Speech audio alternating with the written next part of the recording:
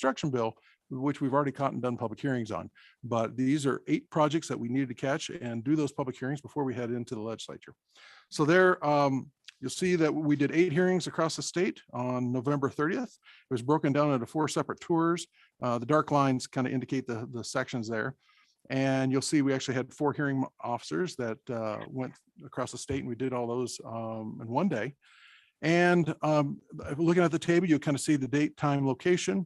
And most of these hearings are very few minutes in length. We have a script we read and so forth. We accept public comment when there is public comment. You'll see the hearing site, the sponsor, the project. This is the project that you would find in the construction bill, the name of the project, and also our construction project manager. And then the number of folks that attended that hearing. You can look there and see how many folks attended, who our hearing officer was, and if there were any commissioners in attendance, and then any comments that we might have received. And that's all listed in that table.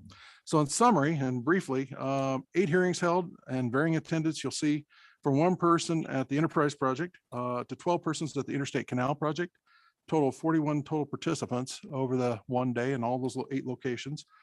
All comments received were positive and supportive projects. Save we did receive 1 comment received expressing concern about inflation increasing costs and the ability to finish the project. And that was on the Interstate Canal Project. But all in all, very positive comments and supportive projects. And I should also mention that, and you'll see there on the right-hand column, 5 of the 8 projects received no comments whatsoever. So we held a public hearing. There might have been people there, but nobody offered any testimony relative to those projects. So I believe that we've covered met due diligence where we are relative to the statute, and I'd stand for any questions. Are there any questions for Barry? Mr. Chair. Commissioner Cayley. Yeah, Barry, the one person that expressed concern about the inflation increasing was he involved in the project? Did he know something about the money and was concerned about that, or do you know? Mr. Chairman, our project hearing officer, unfortunately, Andrew Lynch, is not here at the moment. Is that correct? Correct. We can get that information and find out for you. Okay, appreciate it. Thanks. Are there further questions for Barry on this? I just have one question, Barry, and I'm sure that this happens. Are the commissioners notified of these hearings? These are typically notified. You should have received an email relative to their normal process of meetings and so forth, so that if you wanted to attend, you certainly could have. Okay, thank you. Just for further information. Right.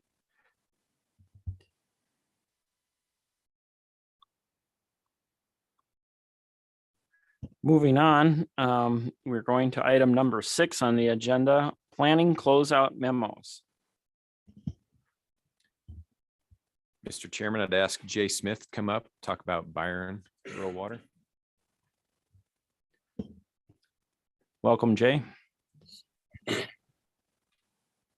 Chairman, Commission, thank you. I'm here to present. Oh, thank you. Microphone outsmarted me. I'm here to talk about the Byron Rural Water Supply closeout. The original contract amount was $126,440.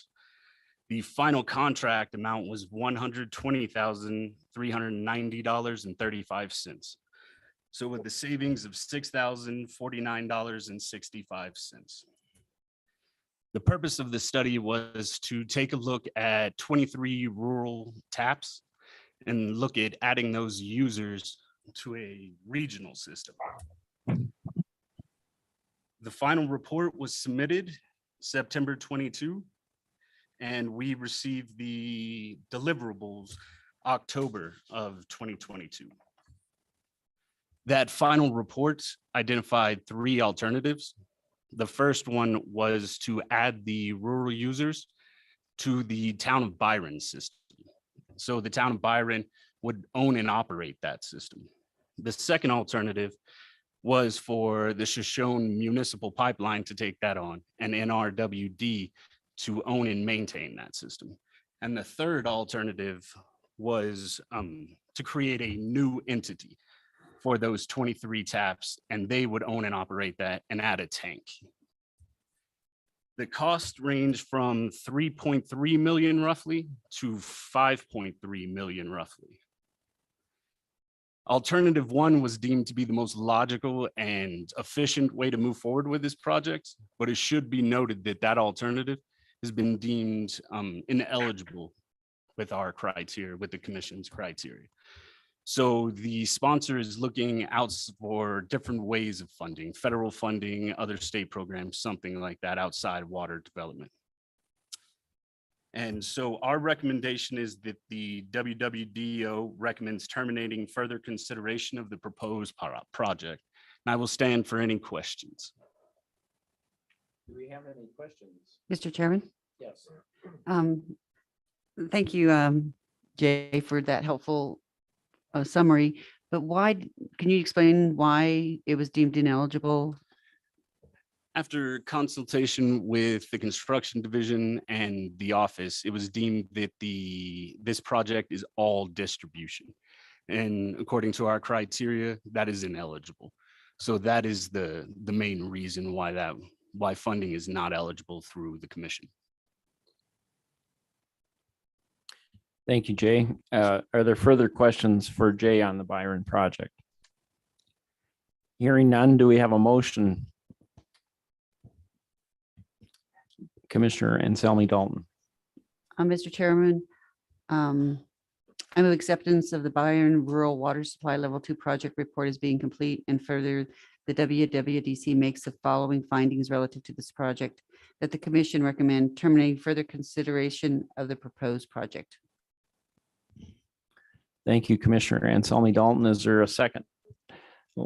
Commissioner Suker seconds the project. Are there further questions regarding this? Hearing none, all those in favor of the motion, say aye. Aye. All those opposed, same sign. Motion carries. Next, we have the Nordic Ranches Water Master Plan project.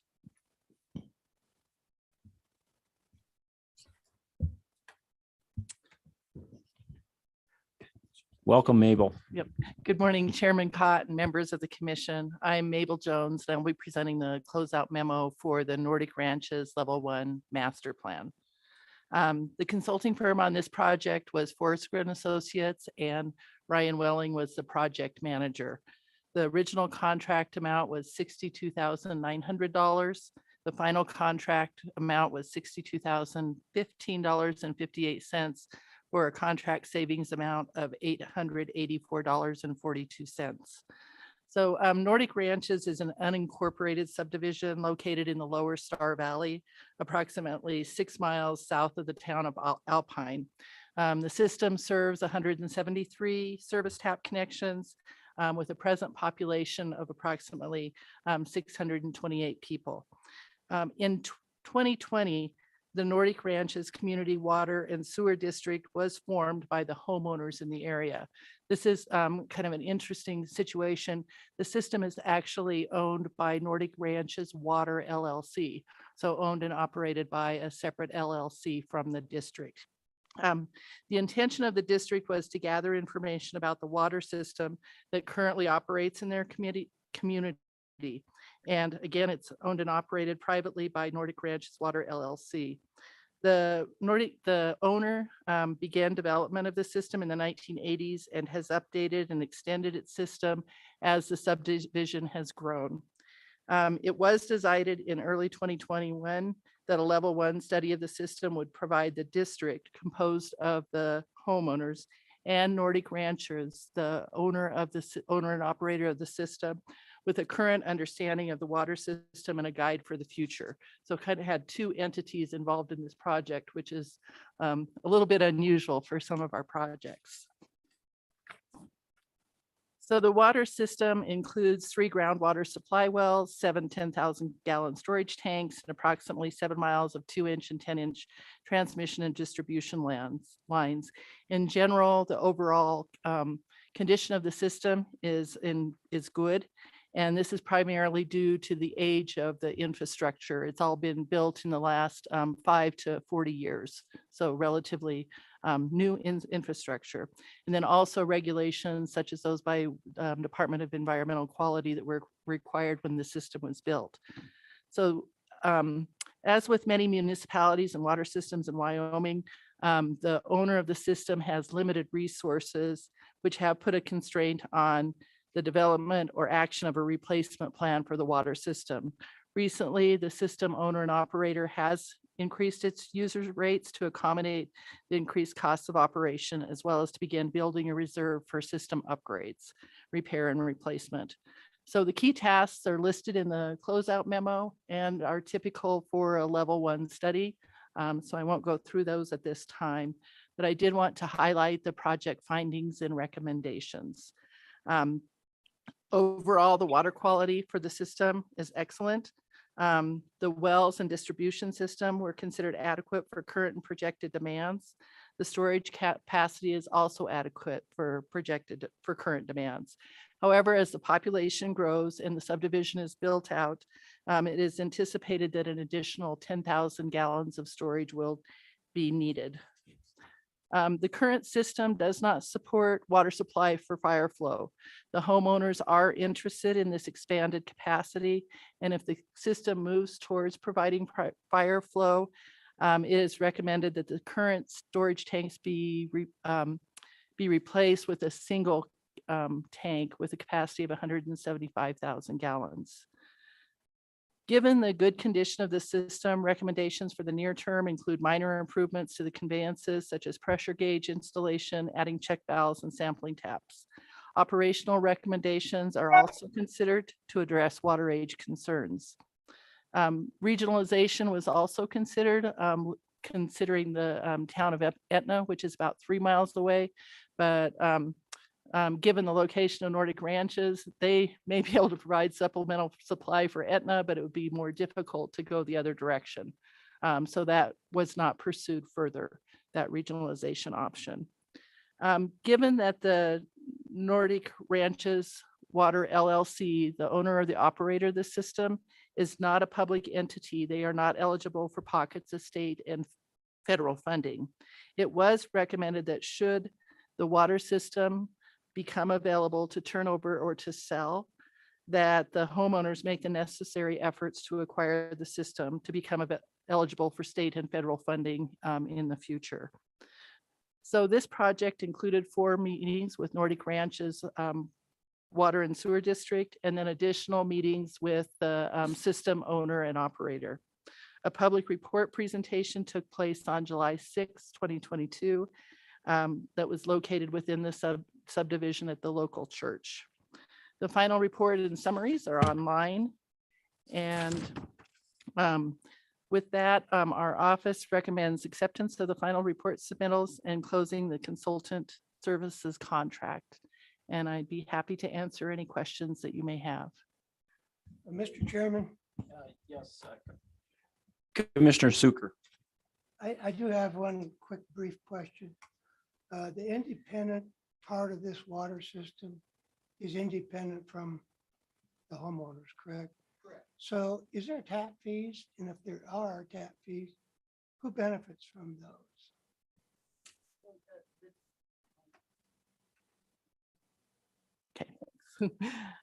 So there are tap fees that are paid to the owner and operator of the system. And then there is a small fee that is paid by the homeowners to the district. Is that water system metered then, or is it just open to usage? I'd have to double check on that. If there are individual meters. I'd have to look back to the report on I that. think it's important that, that if we're gonna put money in or whatever, the meters, I think, are something that we should consider, or at least. Yeah, so just happened to turn, I think, to the correct page in the report. And so there is a base rate and then a rate for water used over that maximum amount, that base rate. And what are those? So the base rate is $78.39 for 10,000 gallons. And then and then for each 10,000 gallons over that, it's another $78.39. Do you have any idea how that compares with peers? That's an awful lot of water. Generally, if you look at usage, it's like 3,000 for that price. Mhm. Uh, With Seems like a lot. 10,000 per month is what. you're 10,000 allocated. gallons. Yeah. Yeah, I mean, I don't know, I guess I I think the regular homeowner amount is what, 3,035 gallons or mhm. 3,500 Yeah. would be an average. So it would probably be doubtful that anybody would exceed that 10,000 That's gallons. correct. Yeah, yep. Okay, thank you very much. Are there further questions for Mabel on the Nordic Ranch project? I'd just like to mention that Representative Evan Simpson is here from that district. I forgot your introduction at the beginning of the meeting, and he's watching this project closely. And we also have Bob Choma from the Thane area. He's also been watching this project. So if there's any comments from, we'll entertain a motion. Mr. Chair. I had a question. yes. For Mabel. Mabel, I saw that well number one had a water quality exception for iron. Since that's a secondary standard, do you know why they had to have an exception? Is it really high or? There were heightened iron levels, and as I understand it, that's more of kind of it wasn't a health risk, but it was more of an aesthetic where you would have staining, or you could have iron deposits on your laundry, that kind of thing. But it wasn't a concern in terms of the drinking water standards. It was more of a concern in terms of the aesthetic. Okay, thank you. Yes, once again, are there further questions regarding this project or comments? Hearing none, entertain a motion. Commissioner Glick, I make a motion to move to accept the Nordic Ranches Water Master Plan Level 1 Study Project Report as being complete, and further, the Wyoming Water Development Commission makes the following findings relative to this project. That the commission recommend proceedings to the next level of project development upon the submittal of an appropriate funding application by eligible sponsor. thank you, Commissioner Glick. Is there a second? Commissioner John Lawson seconded. Any further comments? Hearing none. All those in favor say aye. Aye. Aye. And then all those opposed, same sign. Motion passes. Moving on to item number 7, Small Water Project Program. So we have Jody Pavlika, the administrator of the Small Water Project Program, for a couple of time extensions. Welcome. Good morning, Mr. Chairman and commission members. There's actually 3 time extensions in front of you today. And just for clarity, these people are not requesting any funding addition. They just expire at the end of the month. And so they're not going to get them constructed before the agreement expires. So this is a time only extension, because I know that question comes up. I will address Blue Spring and Upper Blue Spring together, if that's okay with you. And I will begin with the Trough Springs project. That project has kind of an interesting series of permitting holdups. It's my understanding that the sponsor began the process by looking at the usual mapping sources, and the usual mapping sources said that was on state land. And so they went to state land's office and they said, okay, we'd like to get a permit to drill a well and begin for our pond, and we'd like to get started. And state land said, no, that's not our property, that's BLM. And so they went to BLM. BLM's like, okay. And so they raised it up the food chain and did some investigative work. And it turns out that there was a land exchange back in the 1980s that did not get properly recorded on the mapping. So needless to say, this bouncing back and forth took a little bit of time, and they will not be able to get the project completed. NEPA is, for all intents and purposes, finished, but they are waiting on a paleontologist, and apparently BLM is a little bit short on paleontologist. people these days. And so they have every expectation of being able to complete the project next year. They're just not going to get it done before December 31st of this year. So they are asking for a time-only extension today on that. That's the Trough Springs projects. And then Blue Spring and Upper Blue Spring, those projects are owned by adjacent landowners. And so they are proceeding together. They are proceeding towards completion together with the understanding that the landowners will hire the same contractor and thereby split the mobilization costs. So they had some initial delays on engineering services, and then they had some delays getting a contractor to go to the remote area for the projects. So because of that, they have run out of time, but they anticipate having construction completed next spring. So like I said, there's no additional money requested on any of these three projects. They just expire in 30 days or whatever we're at now. So they just wanted to make sure that they could have enough time to complete their projects. So, and I'll answer any questions if you guys have them.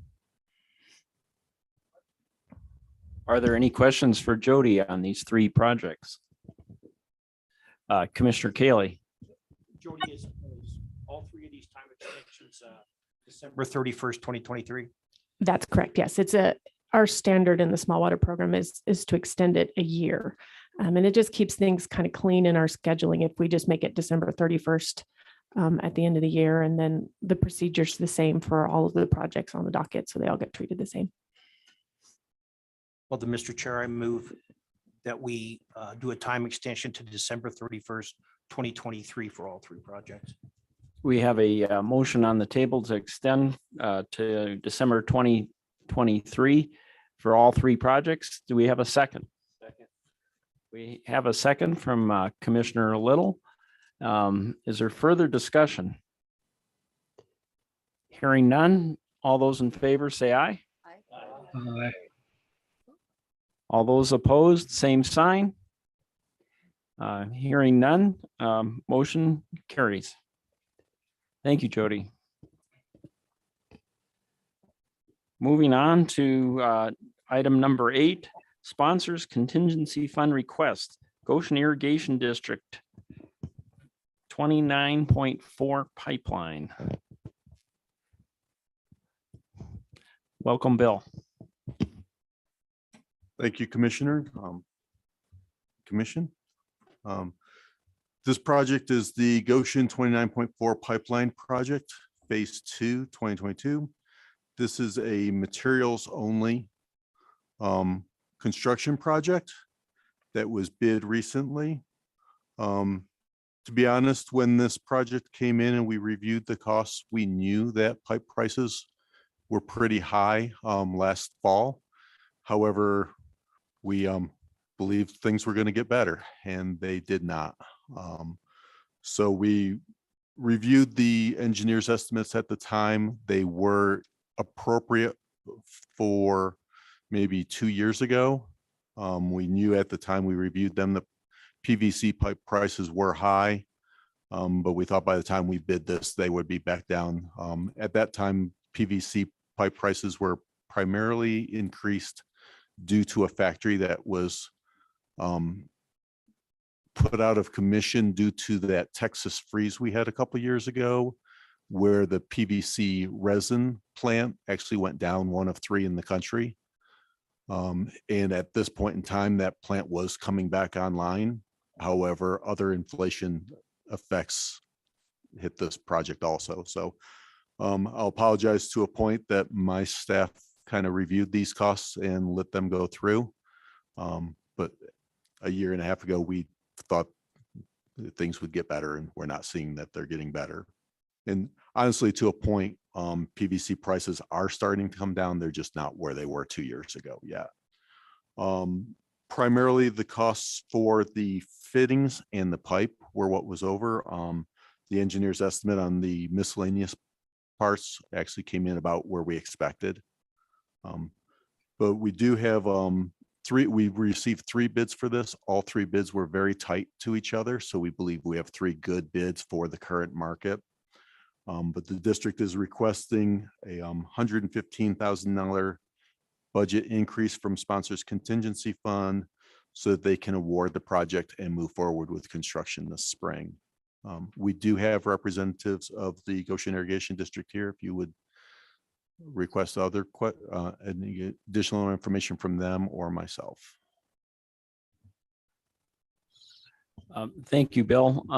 Maybe the representatives from Goshen, if you have any additional information, please come forward.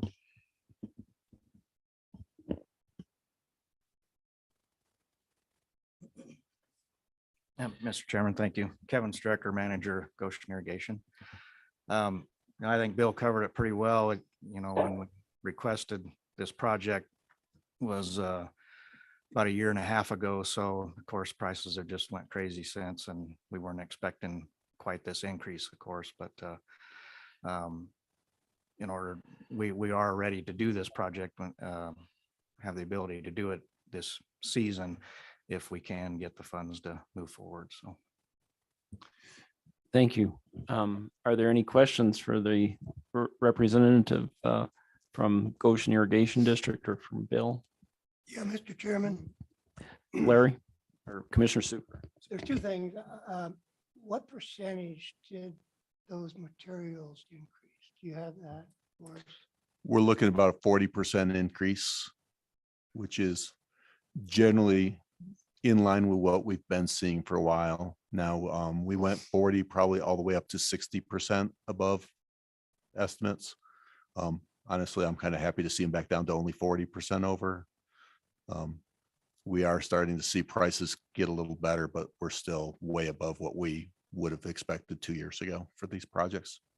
So part of the problem that I see is when we allow a contract, the prices are on the table at that time. By the time we award it, and the material is locked in, delivered, that is really where our escalation can come from. And I guess there's no way to get around that. We can't, even if the supplier is only going to guarantee those prices for a minimal time, you might only get 30 days out. What was your guarantee on this particular project, or did you have one on the material? And what timeline was given from them for you? Yeah, Mr. Chairman, when we open bids, that bid price would be good for 60 days after bid opening. So we do still have time to get them at this price. The original. But yeah, not the original. The original is just a quote we got from just making calls and getting the current prices was all we had so at the then you time. went to bid after you got Correct. The bid. after everything yeah. was established, you went to bid, and that's when you saw your escalation. Correct. The bid actually didn't go out till actually a year later when we were able to bid. Yeah, I understand that. And I think time is money, in my opinion. It always has been. Yeah, the timing is what makes a difference in any cost. So, all right, well, thank you. Appreciate it. That answered my question. Commissioner Suker, are there any questions for Kevin or Bill on this project? Commissioner Cayley. I'm a little bit confused. So reading through it, what is the exact dollar amount that you guys are asking for? Is the 211,430? Or I thought you said 115. Correct. The original materials only project was for $290,000. We're looking at an additional $115,000 from sponsors contingency fund, which would raise the entire project budget to $405,000.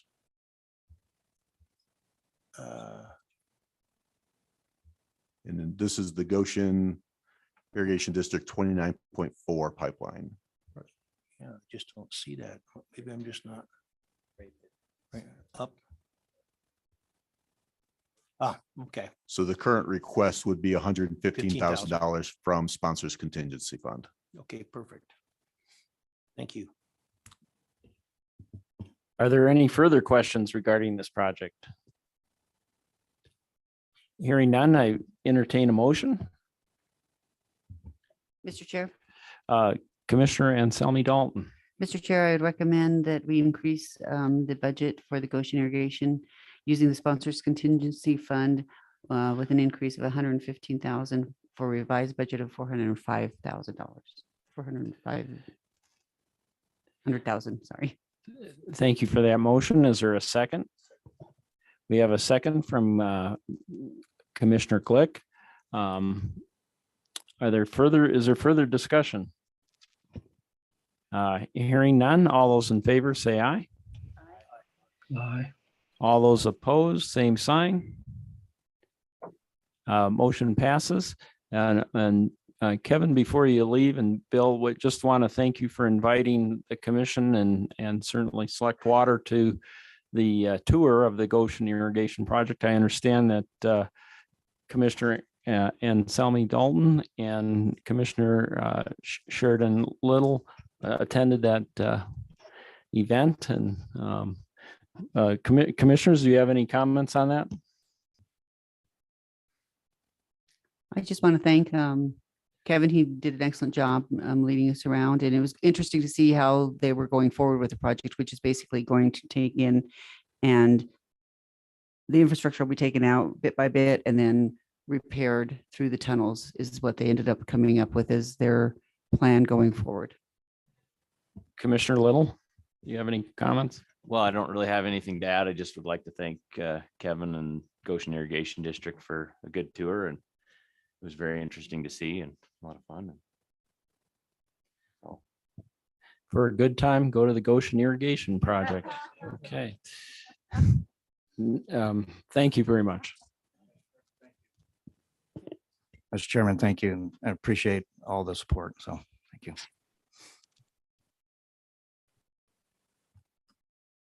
Next on the agenda is item number 9, construction closeout memos. Bill.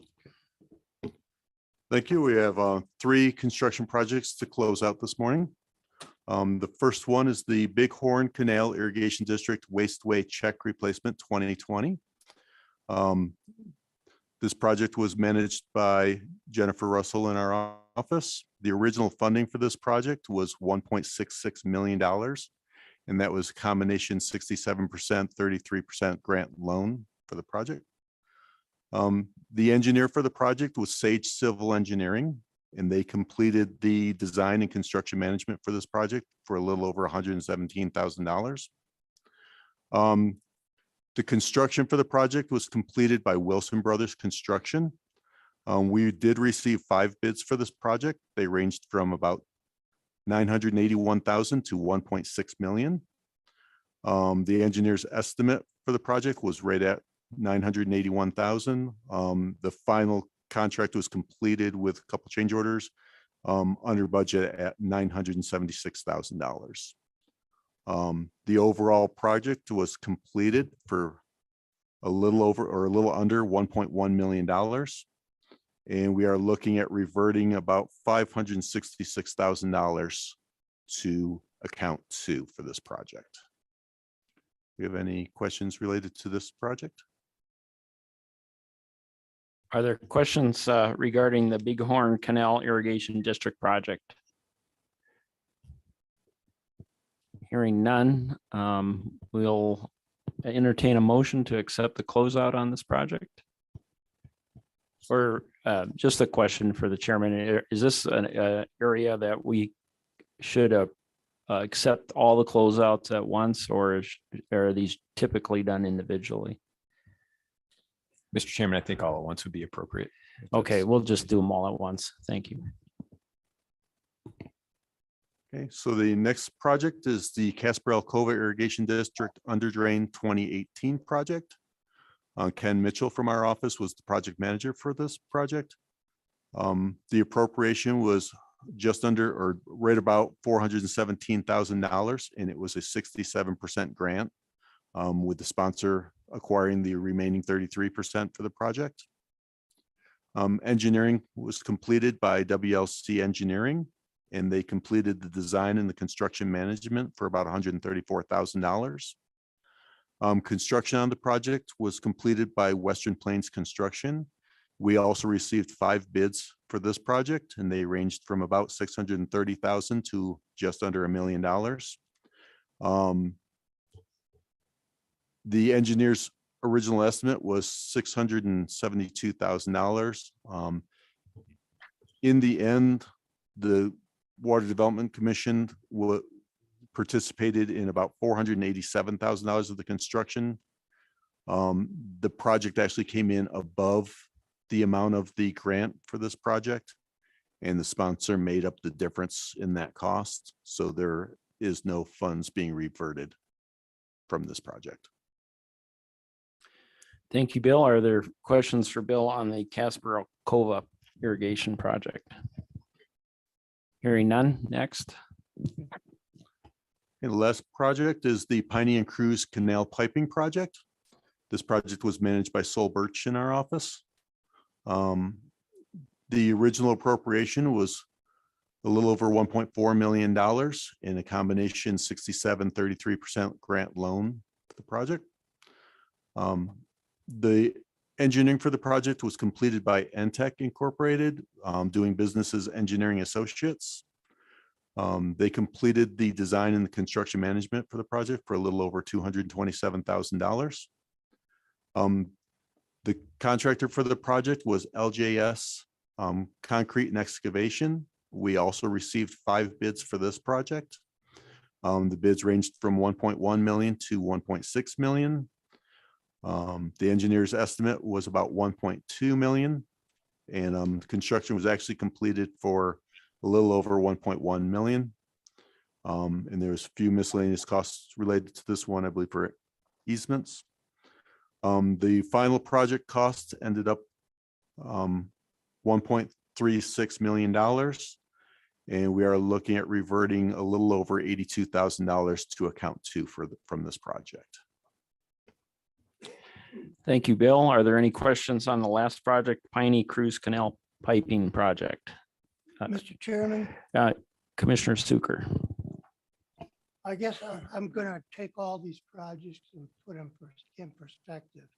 But what I'd like to know, these are pipe projects, is that correct? No, the under drain, kind of a pipe project. It's basically putting the drain in underneath the canal. It's basically for a natural drainage to be able to drain underneath the irrigation ditch. What about Piney and Cruz Canal piping? Is that, That is purely a piping project. what I see here is we just looked at a 40% increase, I guess, on another project. Mhm. And now we're inverting money back on 3 other It- projects. And I would say these are the end of the projects. One, if you saw, we had 5 bidders on each of these projects. Shortly after this, when we started going to bids, we were no longer getting 5 bids from a lot of our projects. Contractors weren't available.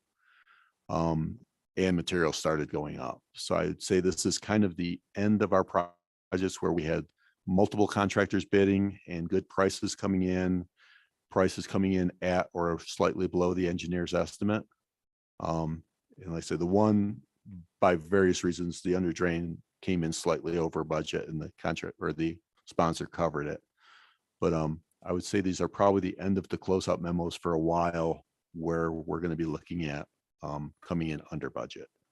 That answered my question because, we're at the same timetable here roughly, but we see an escalation, then we see money reverted back. So it's always a good question to figure out why. And that answers my question. Yeah. Thank you very much. Okay. Bill. Thank you, Bill. There any further questions for Bill on any of these projects? Hearing none, I entertain a motion to accept the closeout memos for all 3 projects. Make the motion to accept all the closeout memos, Bighorn Canal Irrigation District, Wasteway Check Replacement 2020, Casper Alcova Irrigation District, under drain to 2018 Piney and Cruz Canal piping project. Thank you, Commissioner Glick. Is there a second? I think that was Commissioner Suker got that second. All those in favor, say aye. Aye.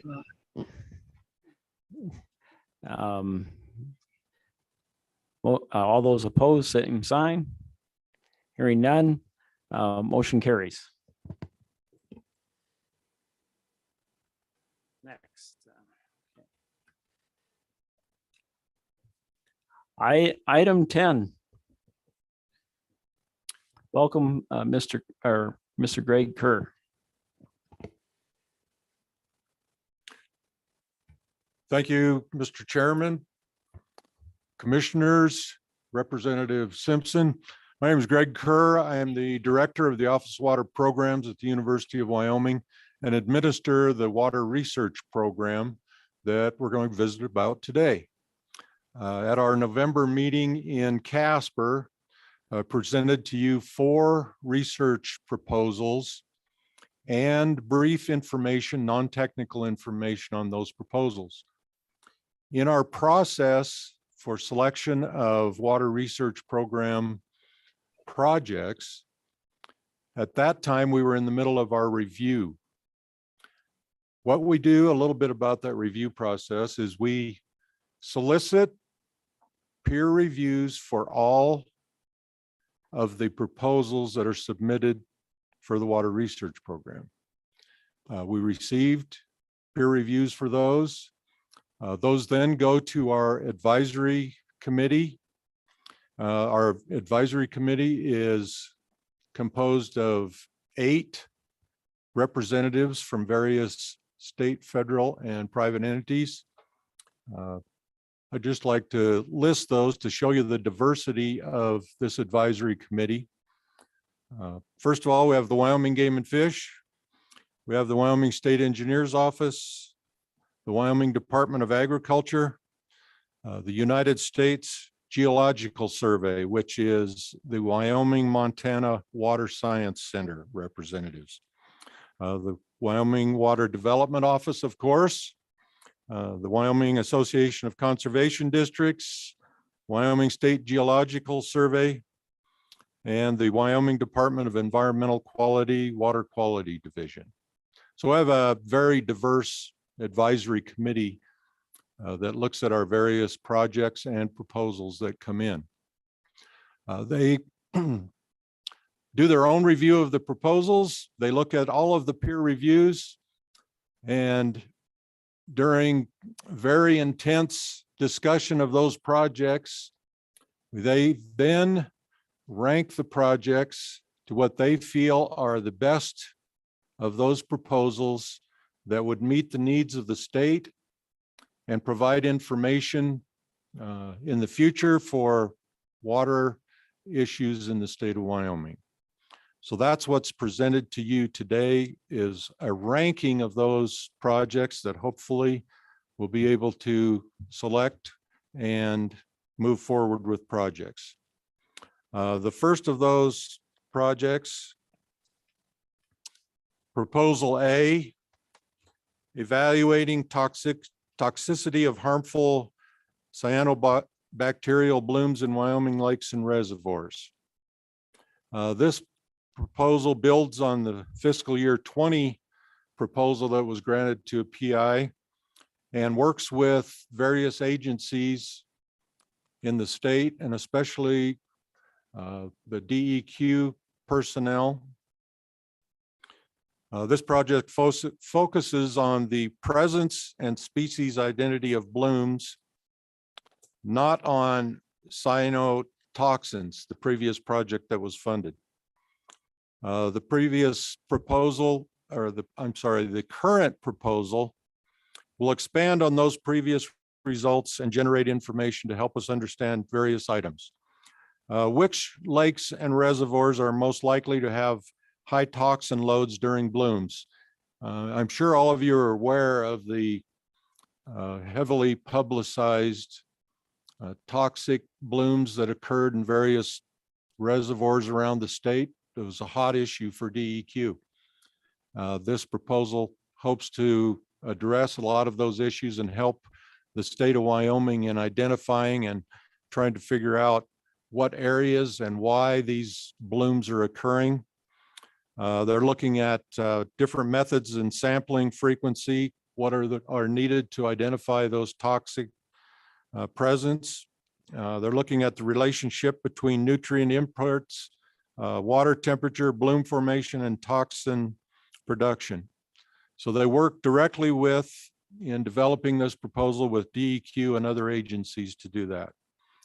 This proposal came out ranked #1 of all 4 proposals. Felt it was very important to the state.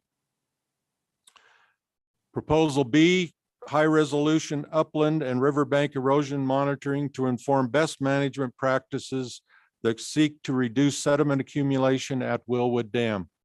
As many of you know, issues at Willwood Dam have been going on now for several years.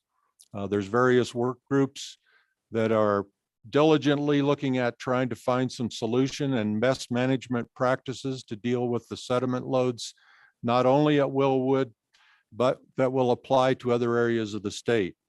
This particular proposal, the goal is to increase the understanding of sediment load sources within selected high priority contributing areas that will turn aid local and state and federal agencies in implementing best management practices to reduce this sediment accumulation in Willwood Dam.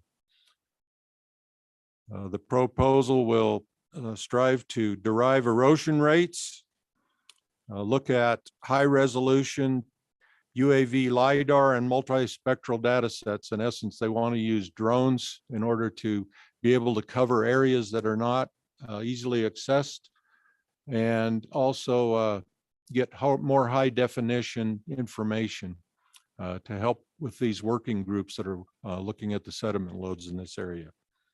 They want to look at erosion rates and look at various vegetation types, densities, slopes, and land use to help with the working groups. They want to provide recommendations and technology transfer to the end users so they can best derive and implement the best management practices for this sediment load reduction. So it's a highly intensive project to help work with these groups in trying to find some answers and help with managing the sediment loads. This is highly supported by these working groups. This proposal also had letters of recommendation from 9H Research Foundation, from the Powell Clarks Fork Conservation District, and from the Wyoming Department of Environmental Quality, Water Quality Division. This proposal was ranked #2 of all 4 of our proposals. Proposal C, do beaver dam analogs reduce E. coli loading in surface water? The goal of this proposal is to test if beaver dam analogs reduce E. coli loading in streams. When E. coli is present, we want to assess the ability of beaver dam analogs to reduce E. coli loading in the surface water. And they want to assess if beaver dam analogs have effectiveness in reducing E. coli occurrence and leading surface water increases with age of beaver dam analogs. This particular proposal was ranked #3.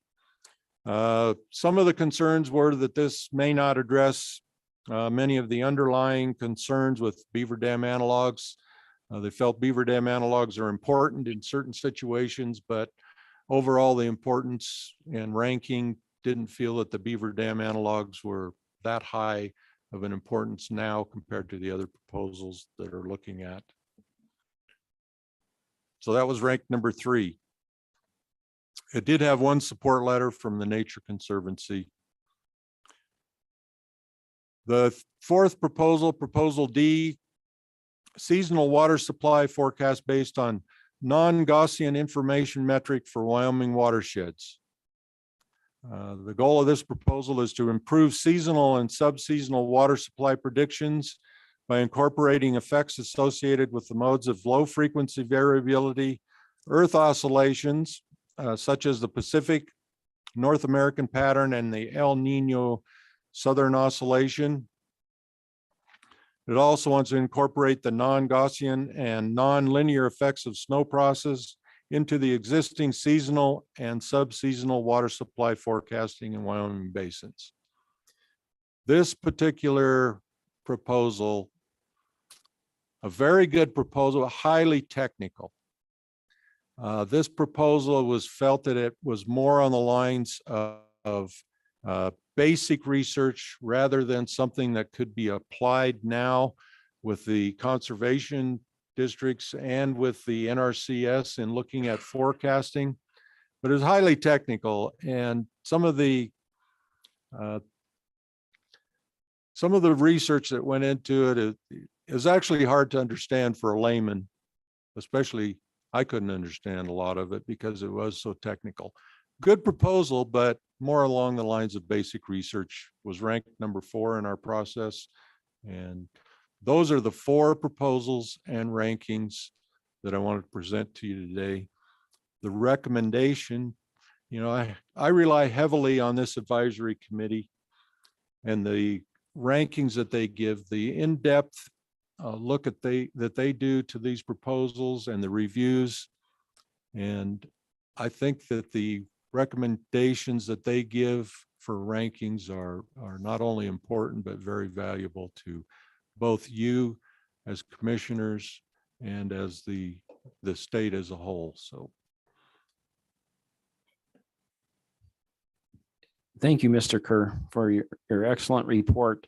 A question for our interim director. Our role in this is to select. What is our role in this? Just if you could explain that. Mr. Chairman, it's a recommendation from the office and Office of Water Programs. So it'd be for your consideration on which projects you want to move forward with for research this year. And then those will be passed on to the Select Water Committee tomorrow. And just one more question is, what is the budget for this? We put a placeholder back in November of $400,000 just as a placeholder. The recommendation here is for $442,000 or $42,820. So it's slightly over what we had plugged in. But account 1 had a balance of roughly $700,000. So there is funding in account 1 to account for that additional request. Mr. Chairman. Yeah, Mr. Kerr. Yes, I'd like to add a little bit about what the director has said here. First of all, this placeholder of 400,000 isn't an exact amount that we have a limit on.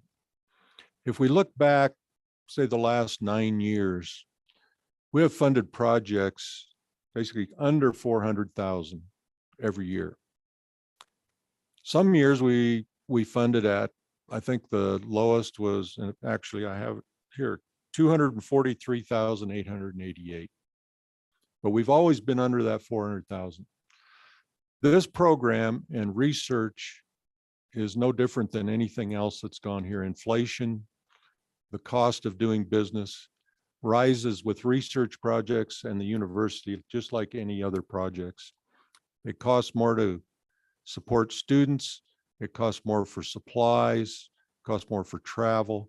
So I just wanted to add that in that, you know, even though we've been lower in, say, the last 9 years, you know, I don't think that the budget for this, if you decided to look at the top 2 ranked projects, is out of line with what the recommendation is. So thank you, Mr. Chairman. Thank you, Mr. Kerr. And I believe Commissioner Cayley, you had a question? Yes. Yes, Greg. My question is what did we approve last year? Was it right around that 350,000? I have it here. Last year, WWDC approved $310,277 for 2 projects. Okay, and then I had another question for Representative Simpson. Since you are the guys that have to kind of lead with this, do you have any comments on these projects? Sorry to put you on the spot.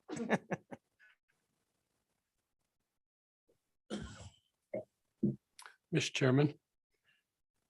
So commission members, we'll have a fresh look at this tomorrow and we'll review the same thing that Craig has presented to you today. And we'll just kind of, it's really kind of a soft and feel for us. Sometimes we've just gone with one study and sometimes we've expanded that into multiple studies. And so I think that you should just go with your gut feeling today. Do you want to propose all 4 or the top 2? Because I assure you my committee will microanalyze it and beat it to death and we'll come up with a suggestion, final number for it. So I think you should work independently of what you might think we should do. Thank you, Representative Simpson. With that encouragement, look at our own gut feeling on these. Commissioner Larry Suker. So the top 2 projects, the A and the B, what is the total cost of those 2? The total cost for those 2 projects would be $442,820. So your application here shows only 2 to be done this year. And those, what would be all 4? I have to get out my calculator.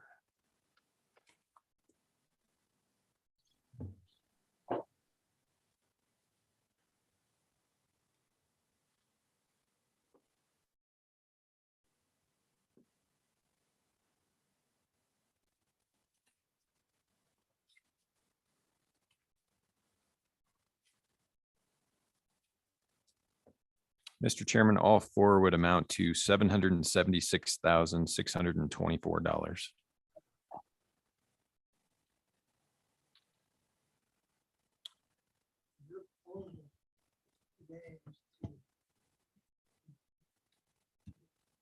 What you're asking for, correct?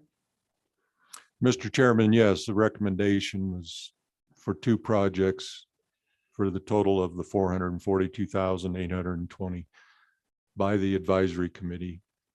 I felt that those 2 projects fell in line with our budget wise and also the importance of those 2 projects.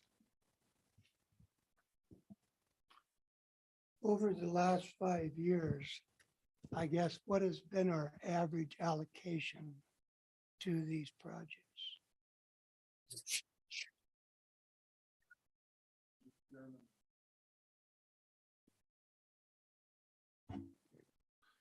Mr. Chairman, I can briefly look at this, just eyeballing a general average. I would say would be around 300 and a little over 300,000, just an eyeball. Yes, Just a rough average is what I was looking for. yes. Thank you. Mr. Chairman, for instance, in fiscal year 15, we funded 397,338. And then fiscal year 20 was the lowest. It was 243,888. Thank you. Thank you, Mr. Kerr and Commissioner Suker. Further, Commissioner Anselmi Dalton. Thank you, Mr. Chair. This is just for my gratification. Do you own these drones or do we rent them? I assume that drones are going to become more and more prevalent in doing different types of research. And I was just curious when you said they were going to use it for one proposal. I didn't know how that worked. Mr. Chairman, I don't recall exactly in the proposal. Some of the drones, they may be available through various departments at the university that they can utilize. If it's a specific drone for this specific research, they may purchase that drone and then it becomes property of the university. Mr. Chairman.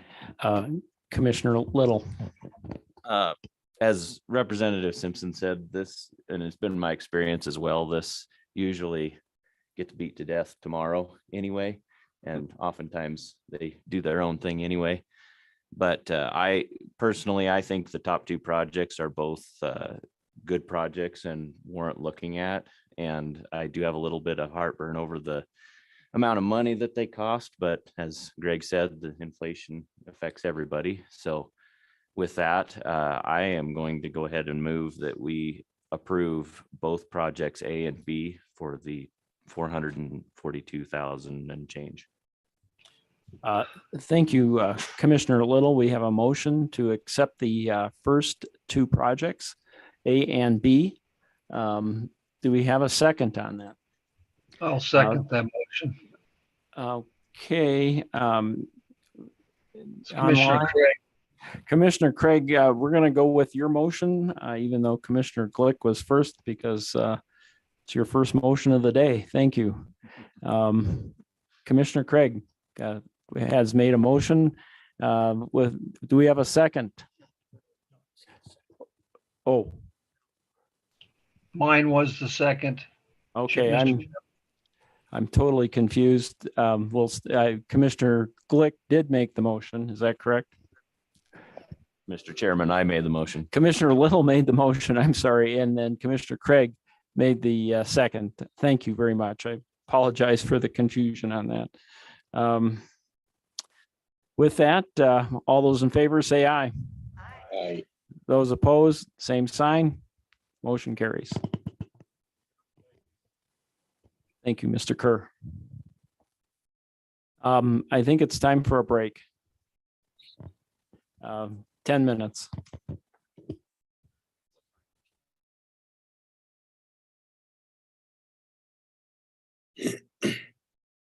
That'd be 13 minutes.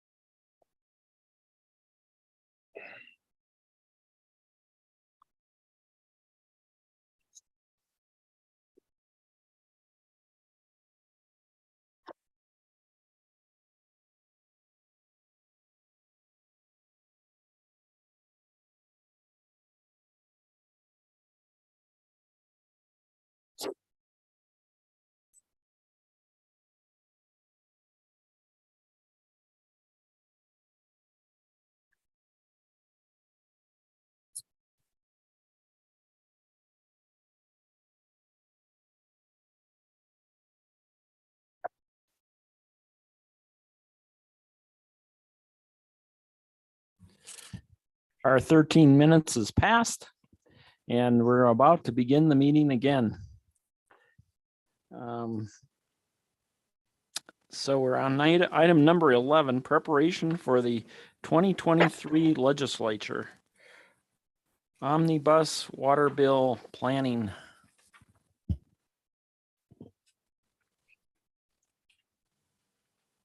Mr. Chairman, bear with me for just a second. I've got a note up here.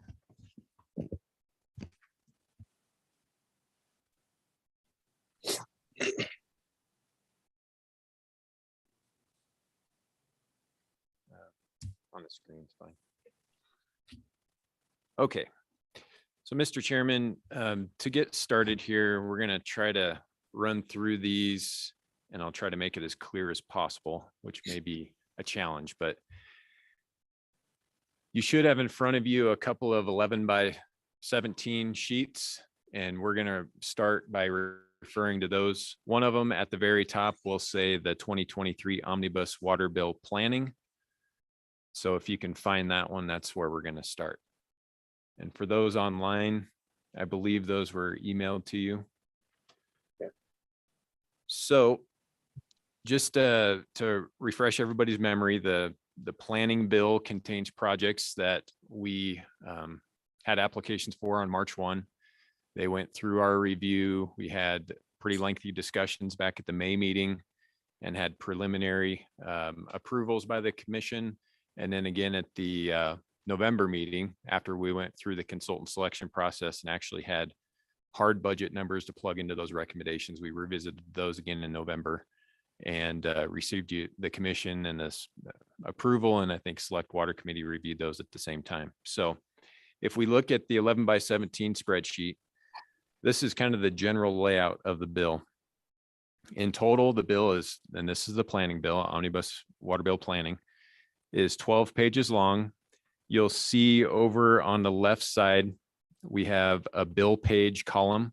So if you're interested in any particular project, that is located under that bill page. And so, for example, Glendo Water Master Plan would be located on page 2 of the planning bill. And then as you work your way over, you'll see information that looks very familiar with the location, which county it is, which account the funding is coming from, whether it be account 1, 2, or 3, a short description. Again, I'll use Glendo as the example. It's a master plan. And then over in the notes, you'll see that's located in section 1 of the bill. And that's a level 1 reconnaissance study, or account 1, level 1 study. In total, we have 9 sections in the bill. So again, if you look in that far right-hand column in the notes and kind of refer back to the left side at the same time, section 1 is our account one, level one projects. Section 2 is our account one, level two projects. Section 3, account 2, level one or rehab. And then section 4 would be our account 2 rehab level 2 projects. And then we get into a couple of different things. If you recall the conveyance loss study that was discussed back at the November meeting for the Green River, Little Snake River Basin, to get a handle on conveyance losses within ditches within the Green River Basin. So section 5 deals with that funding, as well as section 8. One, and I'll get into that probably as we get into the bill. Section 8 basically transfers funds from the general fund to account 1 for that conveyance loss study. And section 5 basically gives the commission authority from account 1 to spend that money for that particular study, that conveyance loss study. And then we've got 2 amendments, and those are taken care of in section 6 and section 7. So and section 7 was the Nowood River storage, Alkali Creek, which is the final design, and adding in a little bit of additional money to that associated with the project being extended out time-wise, the landowner issues we heard about, and what that's done as far as easements, negotiations, and then some of the federal funding that they're going after and what that might mean for design changes. So I just wanted to real quickly kind of give you a general overview. And again, looking back on the bill page column, you'll see it's, there's a bunch of them on page 2, then 3, 4, 5. So that's kind of in order of the bill, how those projects are laid out. So now if we want to actually look at the bill and open it up, and David's going to follow along with us on the screen as well, in case anybody gets lost. And I'll do my best to try to point out page numbers and line numbers and give you a second to get caught up. But if I get too much in a hurry, feel free to try to stop me here. So we'll refer to page 1, line 1 of the bill. And more or less, this is just the introduction of the bill.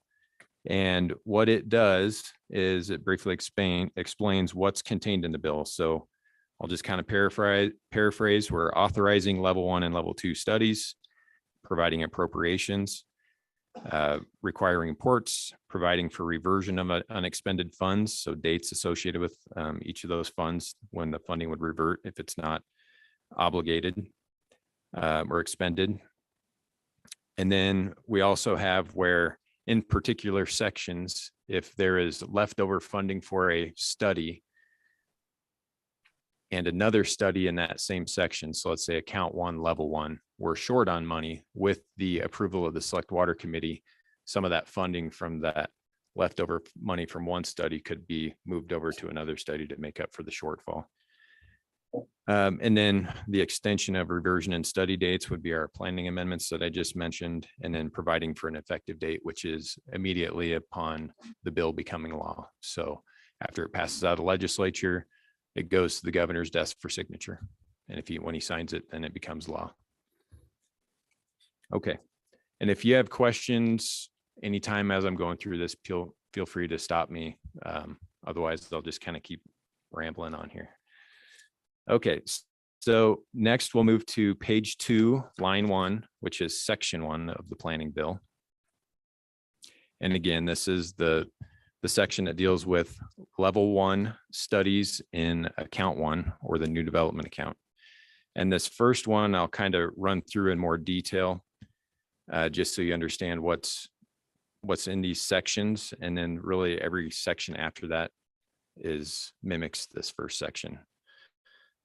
So under section 7 there, again, page 2, line 1, you'll read, so sums of money are appropriated from account 1, and it gives the statute where account 1 is created to the commission. And then as you move down through, it references a general description of different levels of studies, 41-2, 114. And then, like I just mentioned, funds appropriated under this section for a particular project that are in excess of the actual amount can be subject to the review of the Select Water Committee, be expended on other projects in that account. And as you get down to line 12, not expended or obligated prior to July 1st of 2026 shall revert to account 1. And then the commission on page or line 14 shall submit a report to the legislature on each of the following studies prior to 2025. And we do that with our legislative report that is provided to the legislature every year, typically by the end of the year, but before session starts. And that provides updates and reports on each of the projects we're working on or that have completed in the past, as well as other information. Okay, so then you get down to line 18, and that's where the actual projects are actually listed out.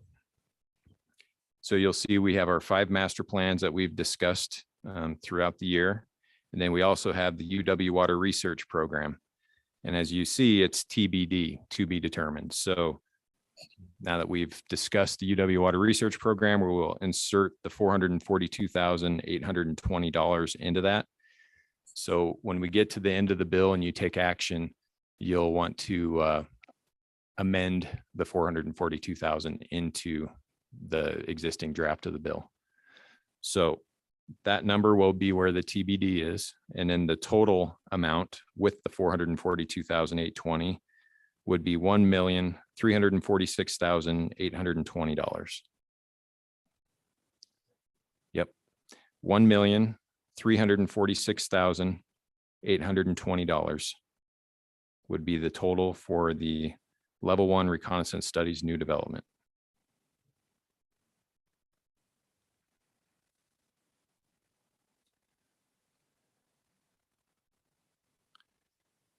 Are there any questions on that so far? Okay. And I won't probably go through the projects individually again. Again, we've talked about all the master plans, and these are just the same dollar amounts that we talked about in November that were in the recommendations. Okay, so we'll move on to page 3, line 1. And this is our level 2 studies in new development account 1. And again, this paragraph right under section 2 here is basically the same verbatim as we just read on the previous page for section 1. So you get down to line 18 and a little further down to line 20. That's where we have the 2 level 2 projects in account 1, the Central Wyoming Regional Water System Wellfield Study and the Green River Rock Springs Sweetwater County Joint Powers Water Board East Side Zone Study. And the total amount for those 2 studies are $1,795,000. We'll now move on to section 3, which is on page 4, starts on line 2. Okay, so these are level 1 studies in account 2 rehabilitation.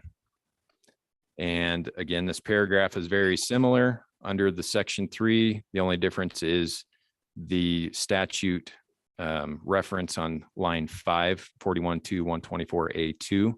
That's a reference to account 2 instead of account 1. Otherwise, everything's the same. And I guess the other difference would be any unexpended or unobligated funds after July 2026 would revert to account 2 rather than account 1, obviously. Then we get down to line 19 and 21. We've got the 4 master plans that we've discussed in the past. They're all irrigation district master plans.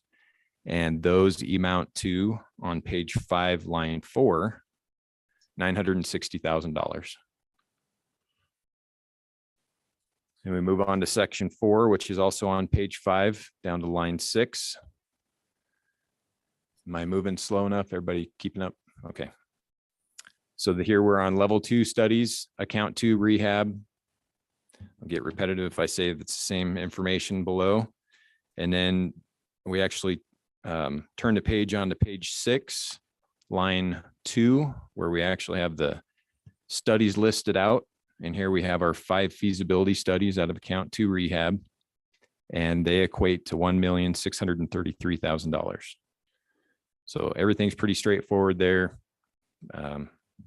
Same as we've seen in past years as far as layout. So now we get to section 5, and this is where we change from new projects to now we're getting into other items and amendments to existing projects. So as I mentioned, when we were looking at the summary page or summary table, section 5 deals with the conveyance loss study for the Little Snake, Green River, Little Snake River basins. It's $500,000. So again, that's page 6, line 13 is where section 5 starts. And again, as I mentioned, this corresponds with section 8, which actually transfers general fund money to account 1. And we'll jump over to that in a second, just so you can see it. So it's very straightforward. Line 14, $500,000 from account 1, as created by statute, to the Water Development Commission to be expended for the Green River Little Snake River Basin Conveyance Loss Study. This appropriation is contingent upon the transfer of funds to Water Development Account 1 as described in section 8. And then funding shall not be transferred or expended for any other purpose, and any unexpended, unobligated funds remaining shall revert to the general fund on July 1st of 2026. So then if we want to jump over to page 11 and section 8. So page 11, line 21 is that section 8. And as you'll see, the state auditor shall transfer $500,000 from general fund to Water Development Account 1 as created by 412124 AI. Any questions there so far? Okay, so now we'll go back to page 6. And here's when we're down on, I guess, page 6, line 28, or I'm sorry, line 25. So we're in section 6, and this is where we start our amendments. The first amendment is for the Douglas Test Well study. And as you recall, we're adding time and money to get this well drilled. Estimates came in, or bids came in high. So the way we amend existing legislation or prior legislation. So as you see in section 6 on line 25, this is 2017 session law, gives chapter and section. So we're going back to old session law to amend that session law. And the way we do that, just recollection on page 7, we are adding language in red where it's underlined in red, and we are striking language where it's blue and struck out. So there were actually 6 studies, level 2 studies in that 2017 session law, chapter 65, section 2. So when we go over onto page 7, more or less what we're doing is we're separating out 5 of those studies. So then we can make the amendment to the 6th study, which is the Douglas Test Well. So really that's what we're seeing on page 7. As you get down to line 18 on page 7, the sums of money appropriated to the following studies by subsection D of this section that are not obligated prior to July 1, and then shall revert to the account. And then turn over to page 8. And these are the 5 studies from the original 2017 legislation, and they're not changing. It's just breaking those out, like I mentioned. And then you get down to line 17 on page 8. And that's where we're actually setting the stage for the Douglas Test Well study and the amendment. So the sums of money appropriated to the following studies by subsection D that are not obligated prior to July 1, 2026. So this is the time extension for Douglas Test Well. And then you move on to page 9, and on line 4, the following feasibility studies and appropriations are authorized under this section. And you look down to the table and you'll see Douglas Test Well study. We're adding the $450,000 with a strike and add. And then when you go down to line 20 and 21 on page 9, you'll see the original 2017 appropriation for all those level 2 studies. And then this 2023 appropriation will be $450,000. Any questions on that? Okay. So now we'll move on to section 7.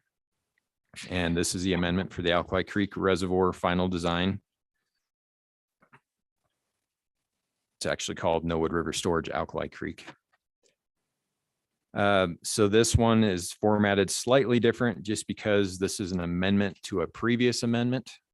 And that last amendment came in the 2021 session. So if we move over to page 10,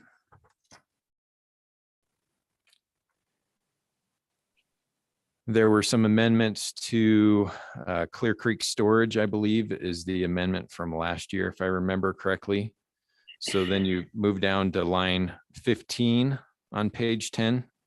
And from the original legislation, this is where we're adding the extension for the No Red River Storage Alkali Creek project, and that extends out to now July 1st of 2025. Then you move over to page 11.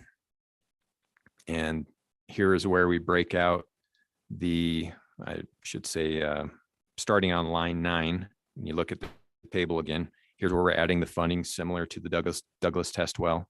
The original appropriation for the Alkali Creek project was 4 million. We're adding the 420,000 for the new total for that project. And then moving down, lines 16, 17, 18, 19 show the different appropriations by year. As you'll see, 17 and 18 were just time extensions for some of those projects.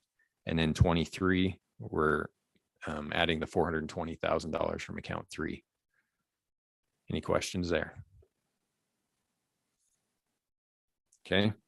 And we've already covered section 8. Again, that's just the general fund transfer of the 500,000 to account 1 for the conveyance law study. Section 9 is on page 11, line 26. And again, that just provides for the effective date for the bill to become law. So that's really the extent of the planning bill. It's pretty straightforward and fairly short, like it usually is. So then any questions there? Thank you, Jason. Excellent summary. Are there any questions for Jason on this? Hearing none, we'll move forward onto the construction. Okay, Mr. Chairman, if you refer to your, again, 11 by 17 sheet for the omnibus water bill construction. We'll kind of go through this in the same manner. And just, again, these have all been vetted pretty well. These construction projects are from the September 1 application deadline, and then brought our recommendations to the November meeting and had quite a bit of discussion on those in November. So the layout of this table is very similar to the planning bill. You see the bill page column, second column from the left. And again, it's just in order of the bill. So 3 all the way through, there's 51 pages in the planning bill and 7 different sections. Section 1 is basically all of our new projects. And so that you kind of see there's little dividers as you look down through the table, but both new development and rehabilitation, new construction projects will be in section 1. And then you get down kind of that third block of projects, level 3 project amendments are in section 2 of the bill. And those are chronological order. So whether it's rehab or new development, they're kind of intermixed based on session law year. And then you get down to section 3, which is our transfer funds. That's the kind of the third group from the bottom. Section 3, that's the transfer of funds from account 1 to account 2 of $11,200,000. And if you recall, we had quite a few projects that are going to have this language about contingent upon the transfer. Funding is contingent upon this transfer. And I'll show you more of that when we get into the bill itself. Section 4 is, if you recall, the Select Water Committee suggested a $50 million transfer from the general fund to account 3 for dams and reservoirs. So that's going to show up in section 4. Section 5 is the clarification to the emergency water projects account to clarify that it's not all projects combined 3 million, but up to 3 million per project per biennium, if you recall that discussion. Okay. And then section 6 and 7, I don't have on the summary table. Section 6 is just a repeal of sections. LSO has taught me that if we delete an entire paragraph, we don't do that in the bill itself. They just repeal those full paragraphs in a separate section. So, and I'll show you what that looks like when we get to there. And then section 7 is just the effective date, similar to the planning bill when it becomes law.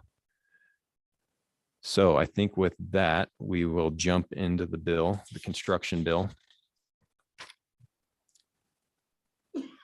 So page 1 of the bill, very similar. It's an introduction. So to paraphrase, we're authorizing construction of designated water projects.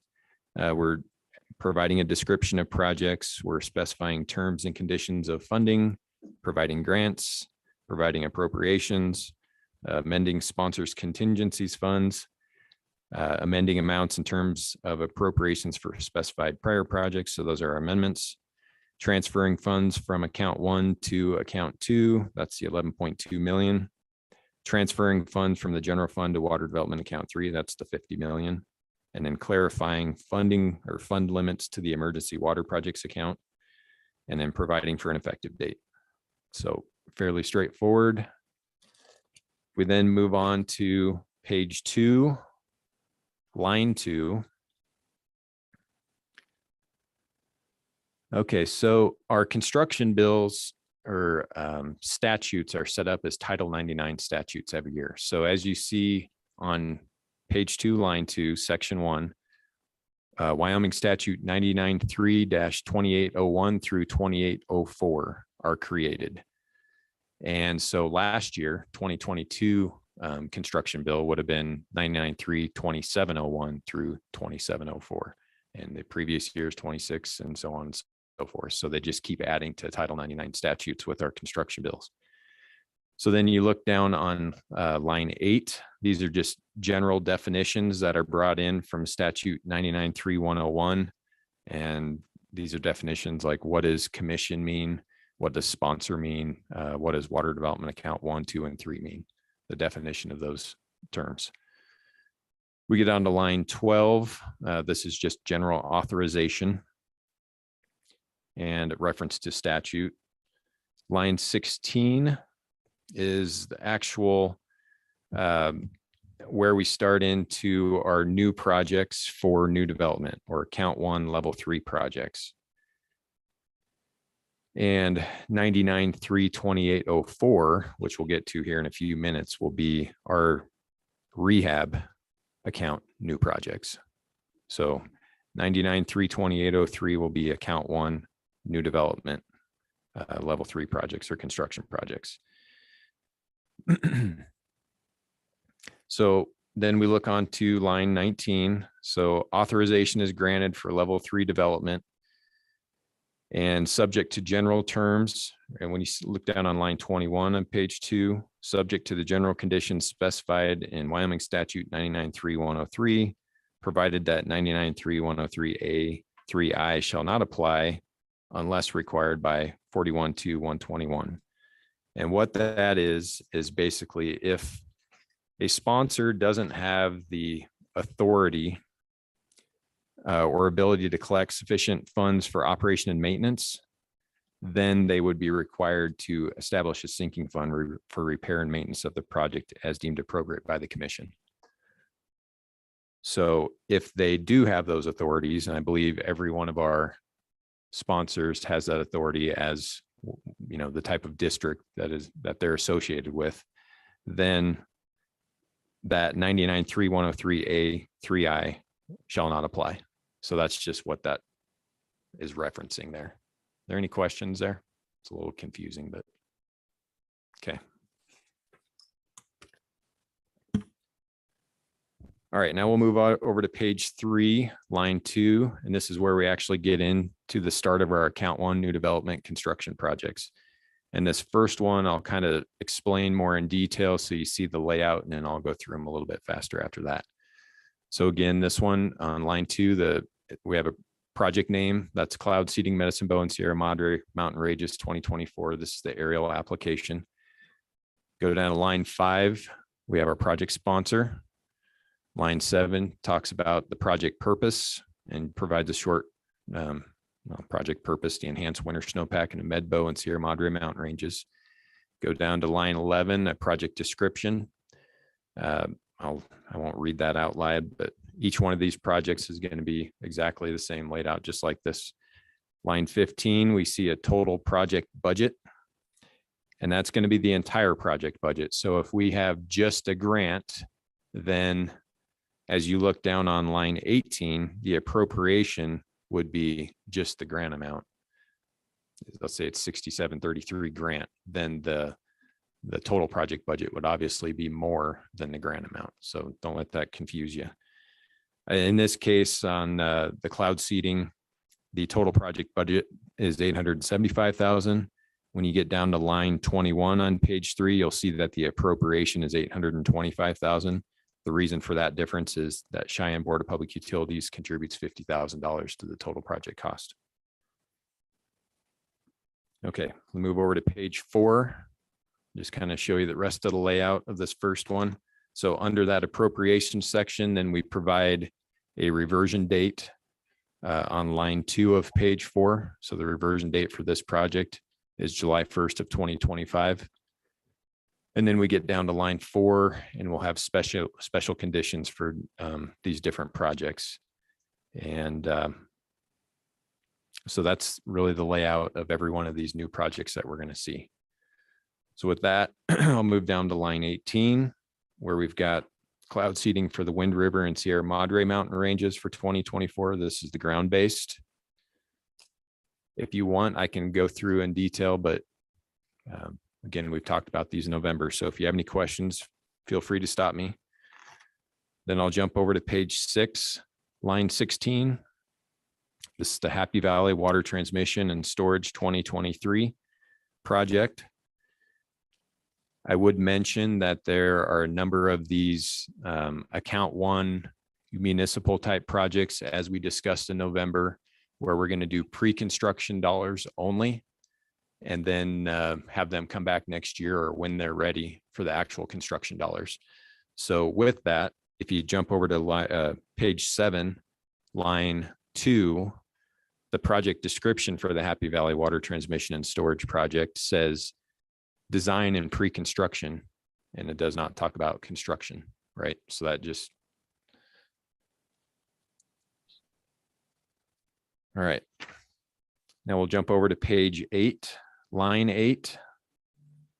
Here we have the Sheridan Northeast Transmission Main Extension 2023. Again, this is for design and pre-construction.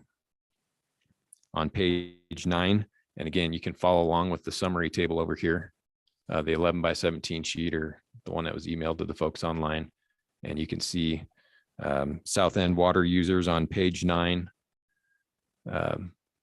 under the bill page number, and that would be down on line 13 is where that project starts. And then I'll take you all the way over to page 11, line 13. So that brings an end to the account 1 new development construction projects. So then on page 11, line 13 is where we start. We're still in section 1, I apologize, 99-3-2804. And this is where we start our construction projects for the rehabilitation account 2 program. And again, the language before that is the same as previously in 99-3-2803. So it's authorizing the commission and the construction projects and referencing those statutes on the repair and replacement account or sinking fund. So the first project there is on line 23 of page 11. That's K lateral 256. As you move through that project onto page 12, I won't go through and the layout because again, it's sponsor, purpose, description, total budget, grant, et cetera, appropriation, special conditions. I would point out on page 13, line 15, as you recall, all these projects, or a good majority of these projects, are going to be contingent upon that transfer from account 1 to account 2. So you'll see that language starting on line 15 to effectuate that. And you'll see that language repeated over and over again for all these as special conditions for the projects. Then at the bottom of page 13, line 20, next project is Enterprise Watershed Improvement District Calvert Lateral 23. Same layout. I'll then jump you all the way over to page 16 for the next project. Line 10.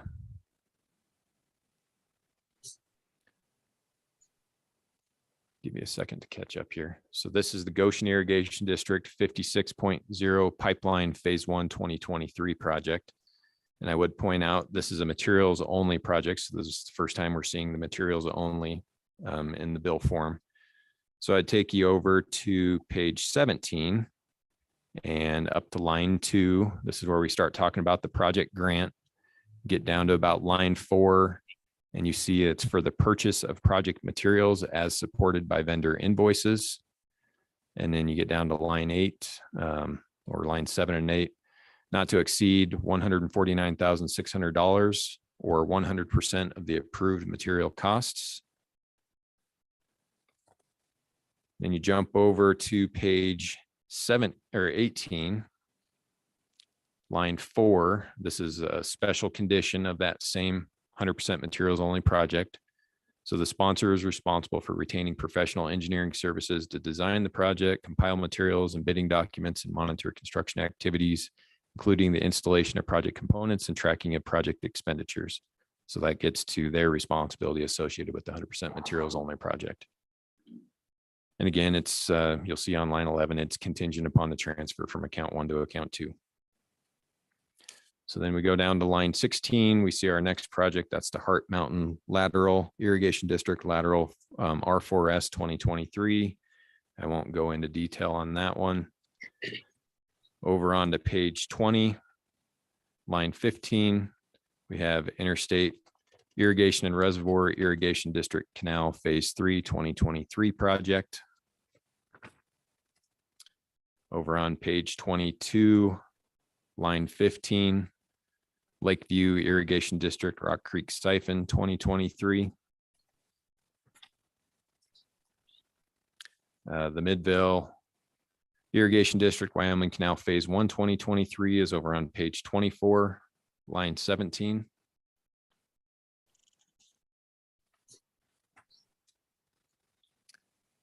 And then we get over to page 26. And that brings us to the end of the new construction projects for account 2. Ask if there's any questions there. If you want me to review anything in detail, I'd be happy to do that, or we can refer to our summary table for any details. Representative Simpson. Mr. Chairman, back on page 16, Goshen Irrigation District. I need to make sure I'm really clear on that.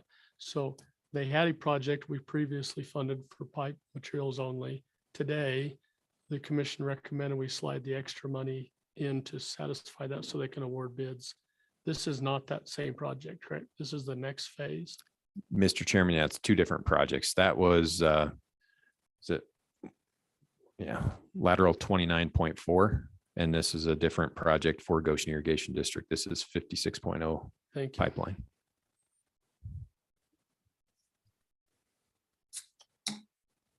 Thank you.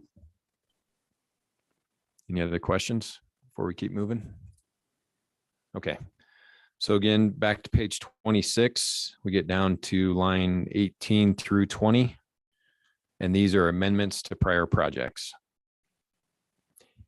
And as you see there, starting on line 20, this is section 2 of the bill. And again, corresponds to our summary table. And so starting on line 20 and then pouring on to page 27, we see a bunch of reference to statutes. So these, again, similar to the planning bill, are all the previous statutes, Title 99s. You see 1106, 1503. So previous years, Title 99s that we're going in to amend, whether it be for time or time and money. So these are just references to those. And again, when you look through these, they're chronological order. And that's how they're laid out as we go through them in the bill. So as I mentioned, it's not all account 1, then account 2. They're intermixed based on what year their original legislation was. Okay, so jump over to page 27, line 12. And this is the sponsors contingency fund for new development. As you'll see on line 16, 15, and 16. we are amending the original total project budget from $3 million and we're adding 4 million, which is what we discussed in November.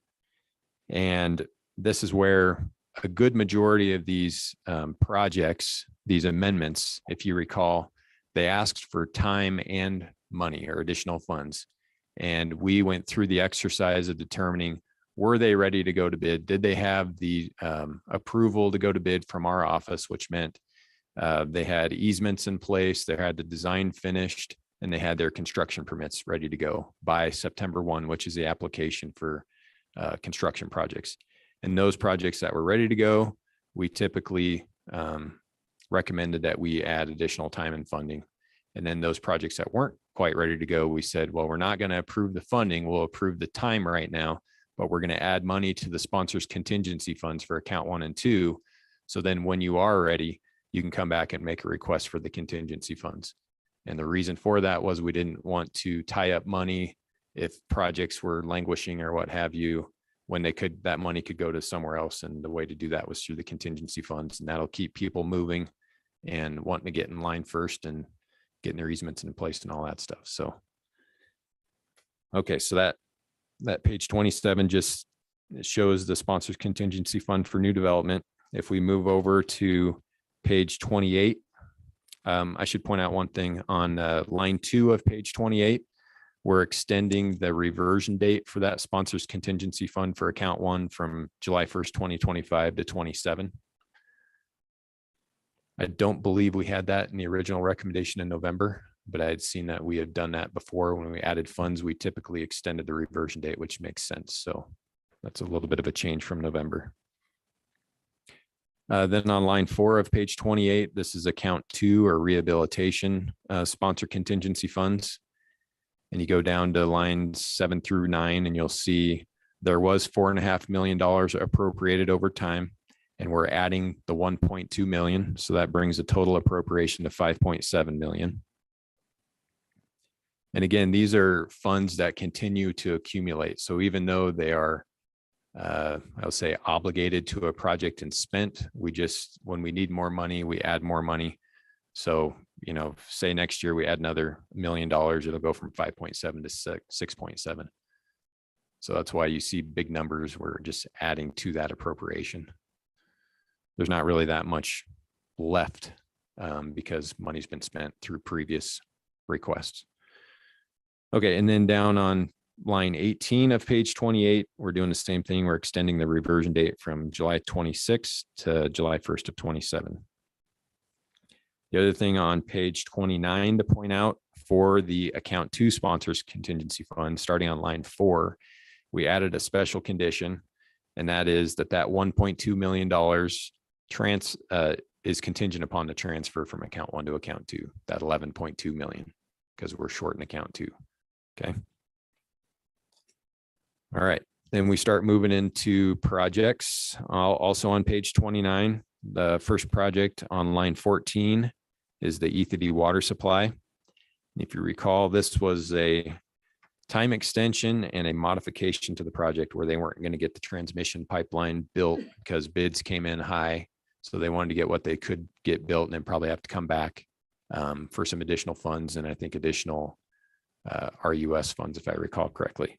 So as you'll see on line 17 of page 29, we modified the project just by striking out transmission pipeline. Okay. Then move over to page 30, line 9. So this is the small water projects, and we were adding $1 million to that program. So you'll see on lines 12 through 15 on page 30, the total project budget is moving from $15,326,000 to $17,326,000. You'll notice that's $2 million instead of $1 million. And the reason for that is this is the total project budget. The small water program says we'll grant 50% up to $35,000. So if you have a $70,000 project, we're going to grant $35,000. So the total project budget is $70,000, or basically twice what we would contribute. Therefore, if we're adding $1 million, we're basically adding $2 million worth of total project, if you're following me. Okay. All right. And then when you look down through that on page 30, the grant, as you'll notice on line 22, just goes up by $1 million from 7.663 million to 8.663 million. That spills on to page 31. And then the same thing for the appropriation is just $1 million. Okay, so then we're on to page 31, line 17. This is the Arapahoe pipeline and tank. This is one of the projects that had ready to bid status from our office, had all those things in place ready to go. So this was a time and I believe, yeah, time and funding. So as you read down through the Arapahoe pipeline and tank on page 31 and 32, you'll see that. And if I recall correctly, they got some additional funding outside of our program, which then required the 6733 or 67% to change to a different percentage. So you'll see additional funds and that changed the percentage as well. Let's see. Next project is on page 33, line 7. This is the Broken Wheel Ranch Water Supply 2017 project, just a time extension. Down on line 17 is Gillette Regional Extensions 2017 project. And again, as you move over to page 34, this is just a time extension on line 2. Then we get down to, so we're on page 34, line 7. And this is the Levitt Reservoir expansion. So if you recall, we had $46 million was the original total project budget on line 9 and 10, 9 through 11 there on page 34. And the total project budget now is 78 million. And what we were going to do was, I guess, increase that appropriation through the account 3 sponsors contingency fund. And the discussion back in November was transferring funds. Well, our recommendation said transfer funds from the contingency fund back to account 1, and then from account 1 to the Levitt Reservoir project. Then we had the discussion of it would be better if we transferred funds directly from the sponsors contingency fund to the project. So in essence, the way I wrote the bill was basically just being transparent. If you move over to line or page 35, and we would be looking at lines 14 through 22 or the bottom of the page there on page 35, you'll see appropriation and authorization. And then you go down line 20, we extended the reversion date by 2 years. And then you see, well, I should start up at the top. So there is appropriated from Water Development Account 3 to the Commission, $46 million or as much thereof as is necessary to carry out the purpose of this subsection. And then unexpended funds revert to account 3. So then we just are mainly being transparent on what we were almost about ready to do last year. And that is there is authorized for expenditure by the Commission from the sponsors contingency fund account 3 created by the such and such statute, $32 million that spills over onto page 36 to carry out the purpose of this subsection. So really, we're just handling it like we would any other sponsor contingency fund request, but we're just making it more transparent in the bill that we're authorizing $32 million from that to this project. So fairly simplistic. And then back on page 34 and 35, the grant loan, of course, changes a little bit. And so we showed how that changed with the additional funds. Any questions on Levitt? Mr. Chairman, Representative Simpson. Director Mead, this was a significant amount of money. Has your staff revisited the affordability, viability, cost benefit ratio of this significant increase? Yep. Mr. Chairman, we have. I didn't bring the economic analysis with me today. I don't want to throw numbers out off the top of my head because I'll probably get them wrong, but it's well above 1 with these, the $78 million price tag, and looking at the direct benefits and the indirect benefits, the recreational benefits, and so on and so forth, we're well above one. I think it's a good investment for state dollars. And we had a pretty lengthy discussion about that in November. And I think everybody agreed at that time with the project. And I can get you some more information after the meeting if you'd like to see some of those numbers. Continue. All right. So then just moving on to the next project, on page 36, line 7 is the Gillette Regional Extensions Phase 4, 2018. Again, this was just a time extension on line 16. Down on line 18, we see the next project, Melody Ranch Water System Improvements 2018. That spills onto the next page with a time extension on line 4 of page 37. Then we get to the Riverton Valley Irrigation District Rehab 2018 on line 9 of page 37. Again, this is just a time extension. Down at the bottom of page 37 is the Green River Rock Springs Sweetwater County Joint Powers Water Board Pump Station 2019. That spills on to page 38. And again, a time extension on line 8 of page 38. Then we get to line 10 of page 38. This is the Lander Storage Tanks and Pump Station 2019. This is one that was ready to bid. So you'll see as you work down through this project where it's additional funding, which we approved or the commission and the Select Water Committee approved back in November. Then over on the line or page 39, line 16 is the Shoshone Irrigation District Rehab 2019 project. This was also a project that was ready to bid. So you'll see additional appropriation and grant dollars for this project. On page 40, very bottom of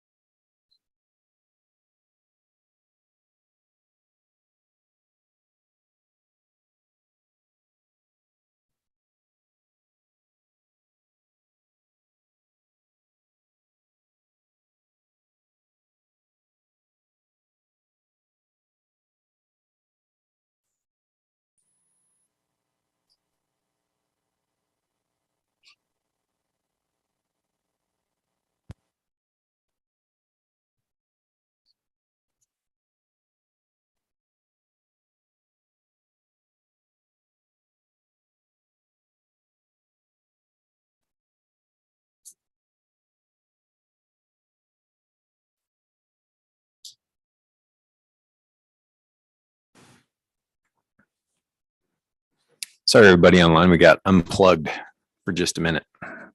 Bear with us for just a second while we get everything back up and running here.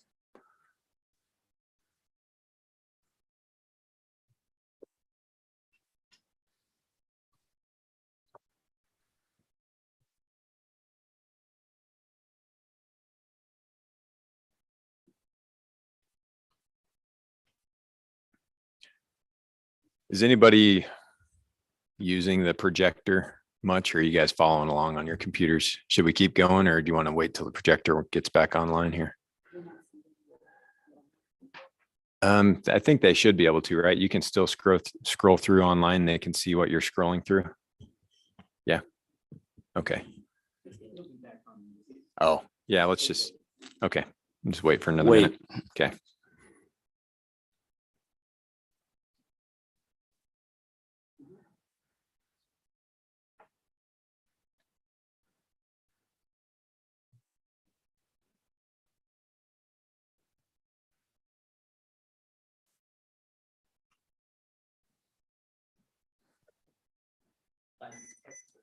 Yeah.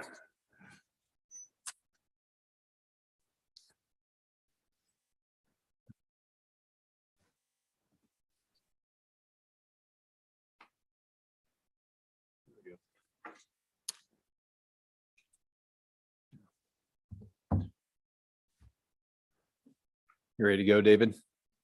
Okay. All right. So I think we were on page 40, very bottom of the page, line 23. That's the next project, Glen Rock Transmission Pipeline.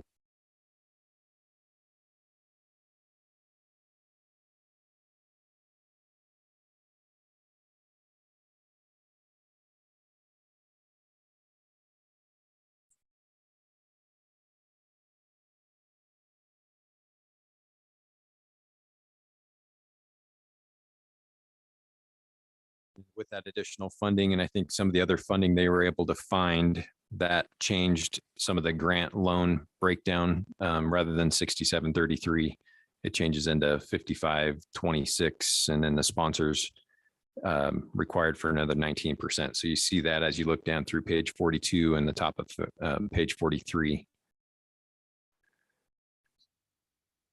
Next project is on page 43, line 12, the Sidon Irrigation District Sidon Canal 2020 project. Again, this is a project we added additional funding to. And as you look on page 44, line 18, this additional funding is contingent upon the transfer of funds from account two to, or I'm sorry, from account to account two from account one. Page 45, line 5 is a Torrington Well Connection 2021 project, just a time extension. Down on line 18, shown Irrigation District Improvements 2021. This is for some additional funding. On page 46, line 22 is the Dry Creek Irrigation District Pipeline Replacement 2022. And at the top of page 47, and as you move down for that first paragraph, again, you'll see just a time extension. Okay, and then the next one on line 10 of page 47, this is the Goshen Irrigation District Tunnel Rehabilitation 2022 project. Want to spend just a few minutes on this one. There's a lot of discussion on this back in November.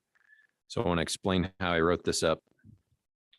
As you'll see, the total project budget was 2.35 million originally, and this is line 13, 14, 15, right in this area. And that was when 49% of that 2.35 was for Goshen at a 6733 grant loan. And then the other 51% of that was a potential loan through Goshen to Gearing Fort Laramie, or the Nebraska side of things. So I changed that overall number. So if you read down through there, if you recall, we were going to change the entire 2.35 million to 6733 grant loan for Goshen Irrigation District now. So to come up with the total project budget, I basically backed my way into a number. I took the 2.35 million and divided by 49%. Which came up with $4,795,920. And then as you see on page or line 15, the sponsors project budget is $2,350,000 or 49% of the total project budget, whichever is less. So with that language, they wouldn't be able to pay for the 51%. Nebraska's 51%. So I put that in there to hopefully everybody feels comfortable that they're not going to be utilizing that money for Nebraska. And if the project, I think we're estimating, I don't have the numbers in front of me, like roughly like 1.9 million, I think is what they might need now. And there was an additional about $400,000. And that we wanted to keep that though, just in case other unforeseens came up, they wouldn't have to go through another legislative session. Or if not, then say next year, the year after, when they're ready for construction funds, those monies or that $400,000 could then just be rolled into the construction side of things. So the intent is not for them to spend that. The agreement between the Water Development Commission and the district would be for that, not the full 2.35 million. It'd be for what we've talked about back in November on what they need. And then if they need to come back for additional funds, that would come back to the commission for consideration in a form of an agreement amendment. But to give the commission the authority to be able to spend that, that's why I've set it up this way.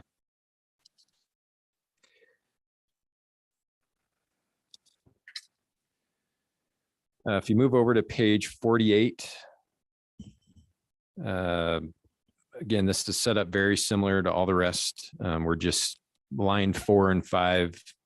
The new grant of that 2.35 goes from 771,000 and change to 1,574,500. And then you get down to line 9. That's where we start talking about project loans. One thing I want to point out there on line 11 of page 48, I added in for engineering analysis. And as I was going through the bill from last year, I just noticed that that engineering analysis language was in the grant description, but it wasn't in the loan description. So it made sense just to add it. So just a small cleanup there. Of course, the loan amount changes slightly because of the 2.35 million, all changing to 6733. And then as I mentioned, there was another section, and we may just jump over real quick to page 51. There was a section in last year's bill that described, so page 51, line 5, this was the description of the 51% project loan through GID, kind of meant for the Nebraska.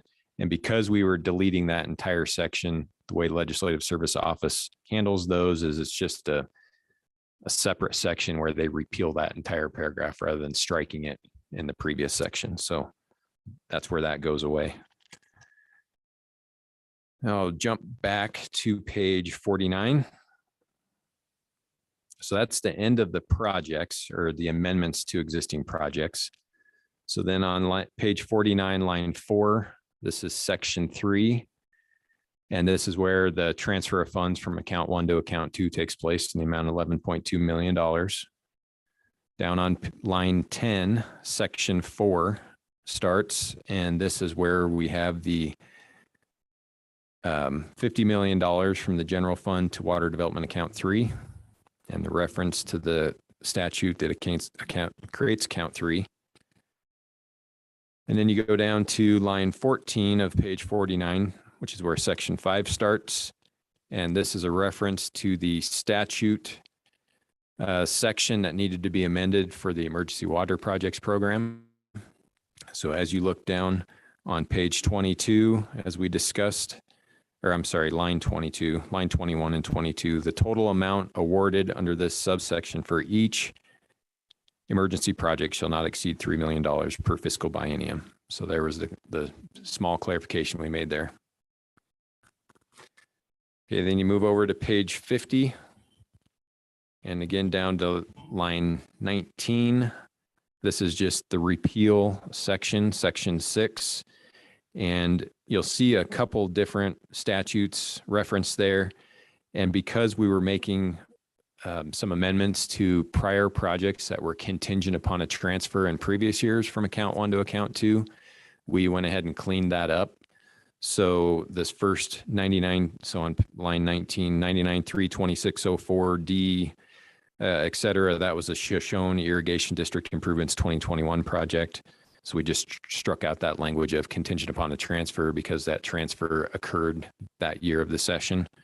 And then the same thing for the 2704 reference was the Dry Creek Irrigation District pipeline replacement. We removed that contingent language. And then not only the repeal for the GID project, we didn't only repeal the project loan paragraph on page 51, but it was also contingent upon a transfer from account 1 to account 2 last year. So we just removed that since the transfer occurred. So just kind of a cleanup statute. And then the last section on page 51, line 32 is section 7, and that's just providing for an effective date for the bill once it becomes law. So with that, I would ask if there's any questions. Are there any questions regarding the summary, excellent summaries of either the planning or construction bills for our interim director?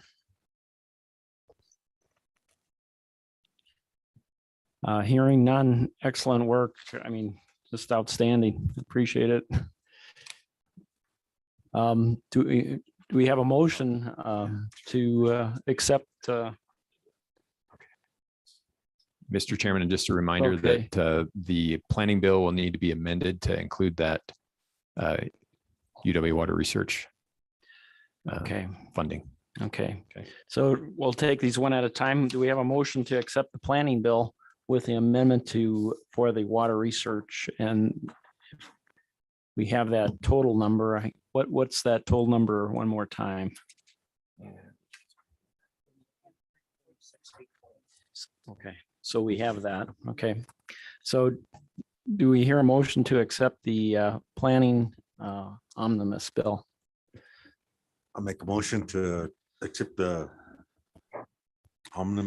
omnibus water bill planning with the amendment to the For the inclusion of for the, the UW Water Research Program, which is $1,346,820. thank you, Commissioner Glick, for that motion. Do we have a second? I would second it. It would, just saying that it's the total of 1,346,820 in that section versus for UW solely. Mr. Chairman, if you want to add the actual UW Water Research Program amount, that's $442,820 for a total of then the 1 million for the entire section. On or what? Yeah, it's a- Let's do the motion. Let's take it from the top. Is on here. Can't tell if that thing's ever on. Okay, I'll make a motion to accept the 2023 omnibus water planning bill. And with let's see, the total amount in level 1 projects, new development, which is in the total amount of 904,000. With the addition to this amount would be the University of Wyoming Water Research Program, which is 442,820, which would bring that section to the total amount of $1,346,820. And I would second. Thank you, Commissioner Glick and Commissioner Anselmi Dalton. Are there any questions regarding that motion? Hearing none, all those in favor say aye.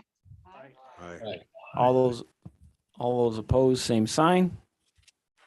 Motion carries. Okay, now we'll move on to a motion for the construction bill.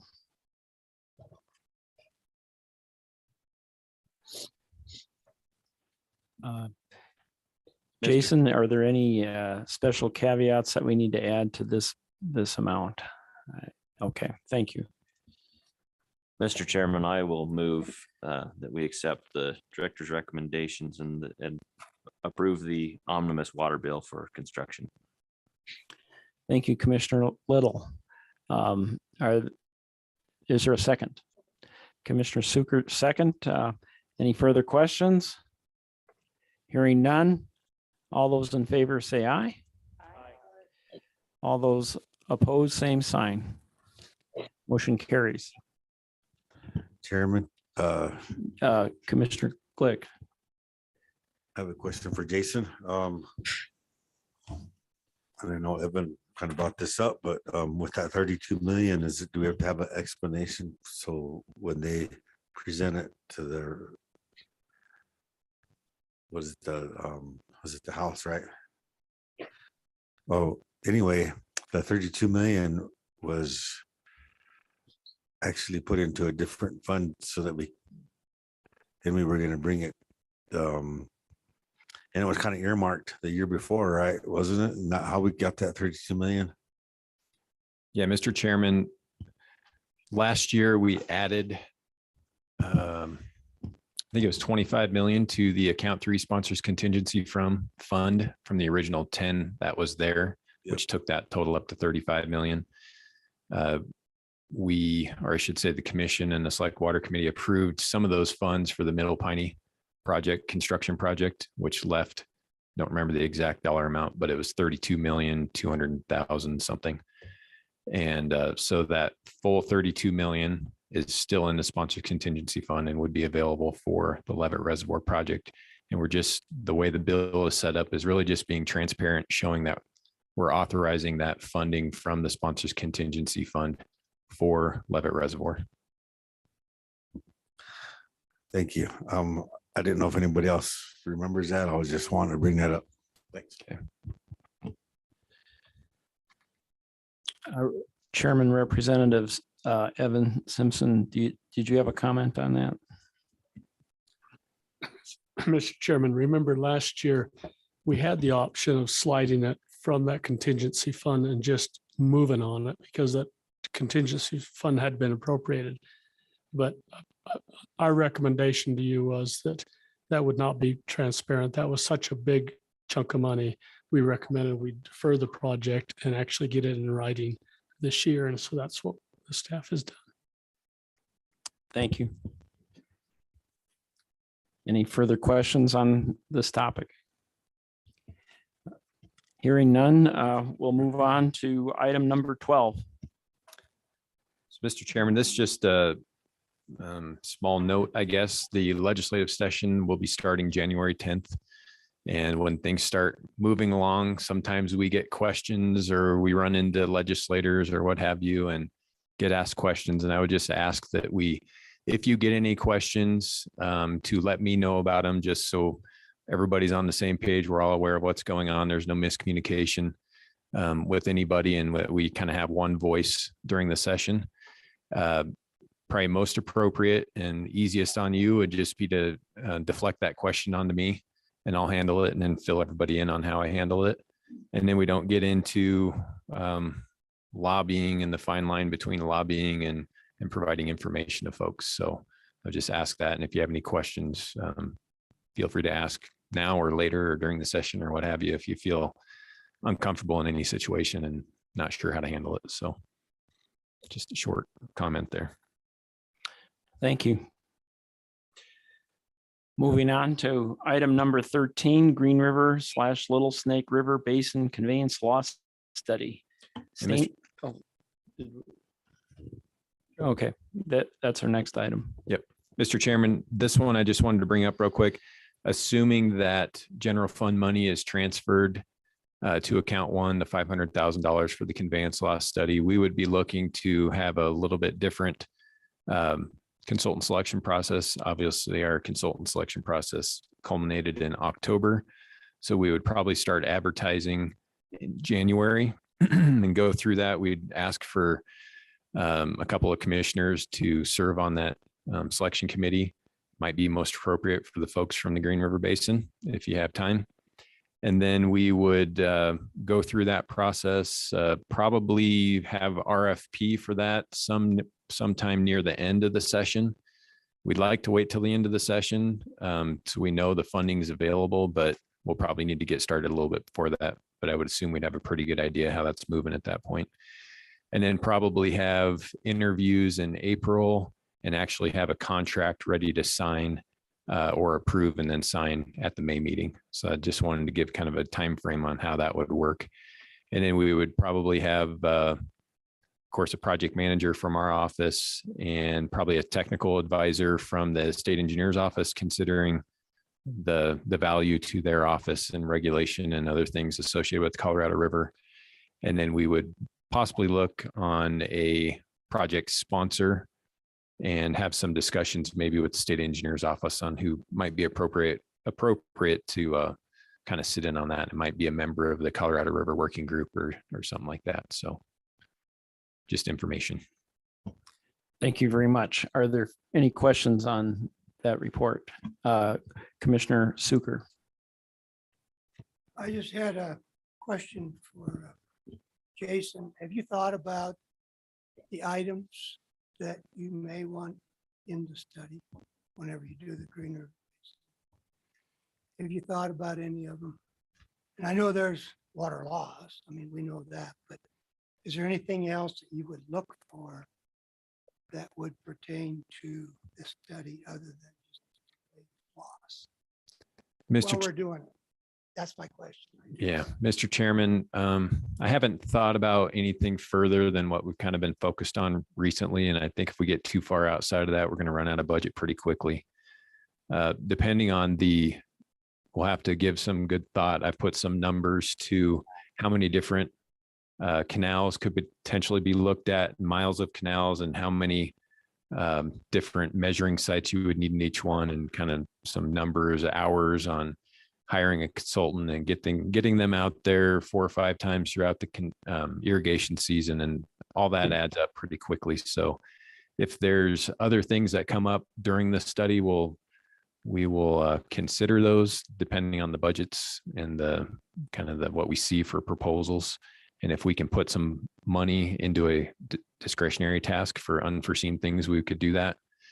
But I think we'll handle that maybe as we get closer to seeing what the RFP looks like when we get it all put together and what the proposals look like next spring. Could there be any measuring device that could be implemented on the Green River itself prior to it leaving the state of Iowa? Mr. Chairman, as part of this study, I would say we wouldn't be looking at that. We're more focused on the canals and diversions out of the creek channels. And most of those diversions are happening in the tributaries to the Green River rather than out of the Green River themselves. Most of those diversions on the Green River everybody mostly is going to have measuring devices. I don't know if there's a measuring device at the state line or not. That would be a better question for the state engineer. And he's not here right now. He had to head to Denver for the Platte River Recovery Implementation Program Governance Committee. So I can sure get back to you on that. Thanks. Okay. Appreciate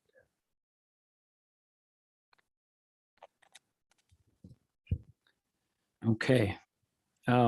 Any further questions on the conveyance law study? Hearing none, we'll move on to item number 14, other items requiring commission action if needed. I guess the question is, are there other items? Mr. Chairman, I don't believe so. Okay, hearing none. Just 1 second, please. Vice Chairman Senator Larry Hicks. We're going to carry on. Thank you. Okay. I was worried that you'd. No. So, Mr. Chairman, we have some items under discussion, and I would invite Senator Hicks to take the floor.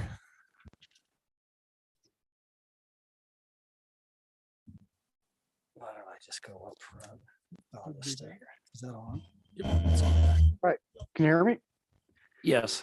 So a couple of items that have come up, and I'll start with one of them, which is in my tenure in the legislature.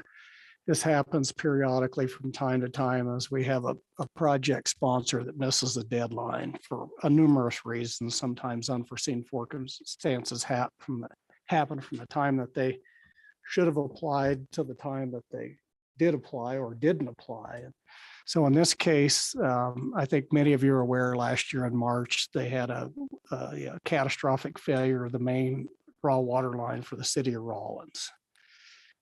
5 days with no water and boil orders. It literally shut down the entire town. Every business was shut down during that time frame.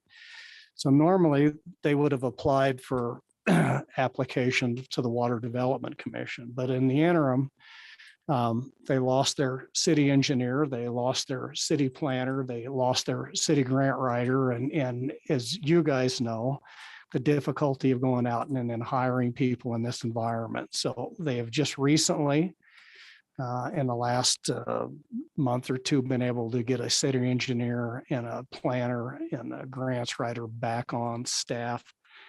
But given the nature of the catastrophic failure, and they have been working with SLIB, they've been working with the Department of Environmental Quality, looking at funding sources.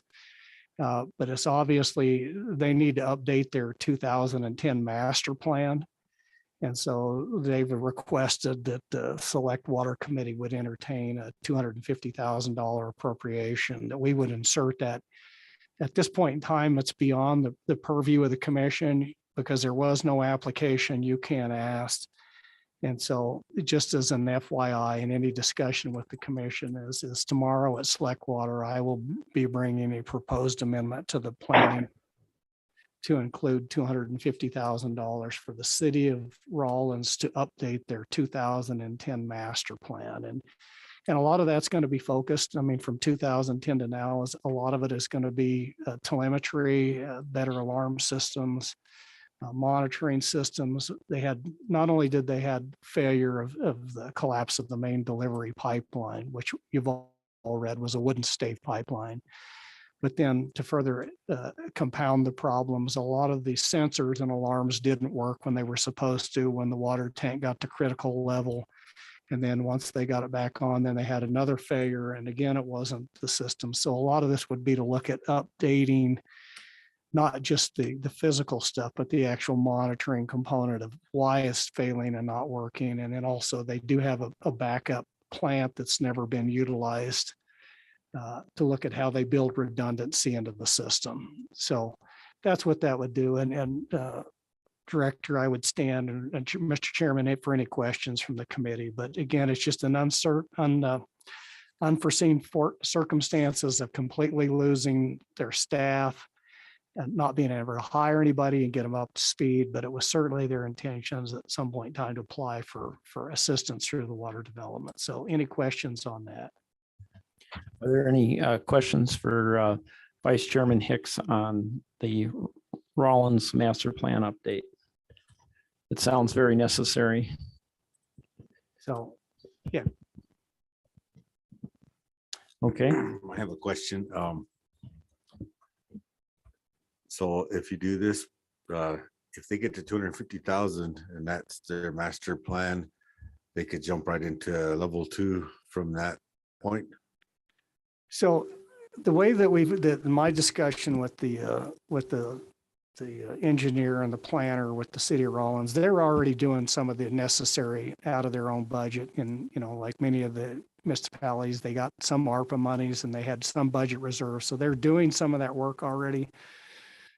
So we would anticipate a lot of this through this master plan is going to come back and be really look at a 10-year plan of a buildup, because realistically, we're looking somewhere in the neighborhood of a $30-40 million project over the next decade. So they've got immediate things they have to take care of. This wouldn't address those. This would build on that and say, and there is a sequence that they're a little concerned with as to how do you do this? I hope that master plan will be able to say this, you know, within all the priorities that they have, everything's the number one priority when the system fails. And so even help navigate funding sources, planning, timing, which phases are most important to move forward at each step of the process. And they will need that outside assistance to develop not only just a plan, but also then how do they move forward with funding for each one of those components for their water system. I hope that answers your question, Commissioner Glick. Thank you. Thank you, Vice Chairman Hicks. So one other item, Mr. Chairman, that we'll be bringing in as an amendment to the planning bill tomorrow at Select Water.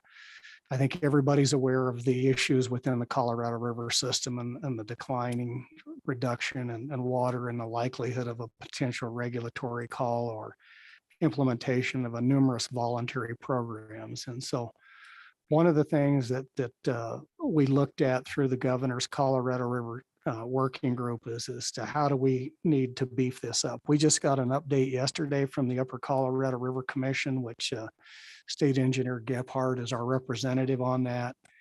Part of that update was, you know, what's going on with the other states in lieu of looming curtailments coming down the pike. I think there was last year, the Utah legislature put $500 million into their water resource program. Much of that is targeted towards the Colorado River. State of Colorado has just appropriated $6.9 million for additional positions. And to gear this up, New Mexico. So we're in this situation where we've recognized, I think now as a base, and that the reality is set in and things are going to happen. What we're going to try to do is position the state in the best possible position we can. So one of the amendments that I will bring tomorrow was to put another full-time FTE in the Water Development Office. And that position would be a project coordinator, project manager for the Green River Basin. We will also supply an additional $500,000 for additional support services, which could be to employ other consultants.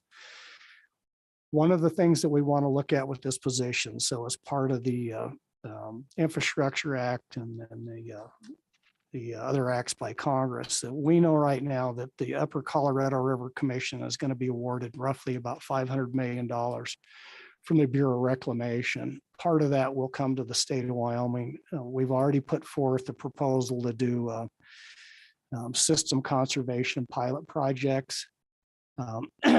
We also know that there's a significant amount of other federal funding and non-governmental energy funding out there.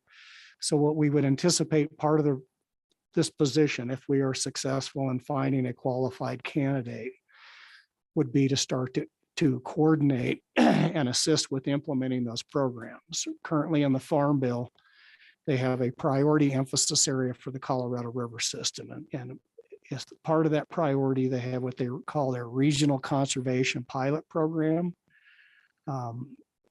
In my capacity as a natural resource manager, my day job, we were awarded one of those last year for $7.7 million. Part of that money is targeted towards water infrastructure. What we'd like to do is have this position or this consultant facilitate getting the applications in. There's significant other federal pots of money out there. There's non-governmental entity pots of money out there. And what we want to do is start looking at how do we implement conservation throughout the basin. And with a primary initial focus through the Farm Bill is looking at water infrastructure for agriculture, given that they're the single biggest water user in the basin. And so this position and the supporting funding would help get that up and running.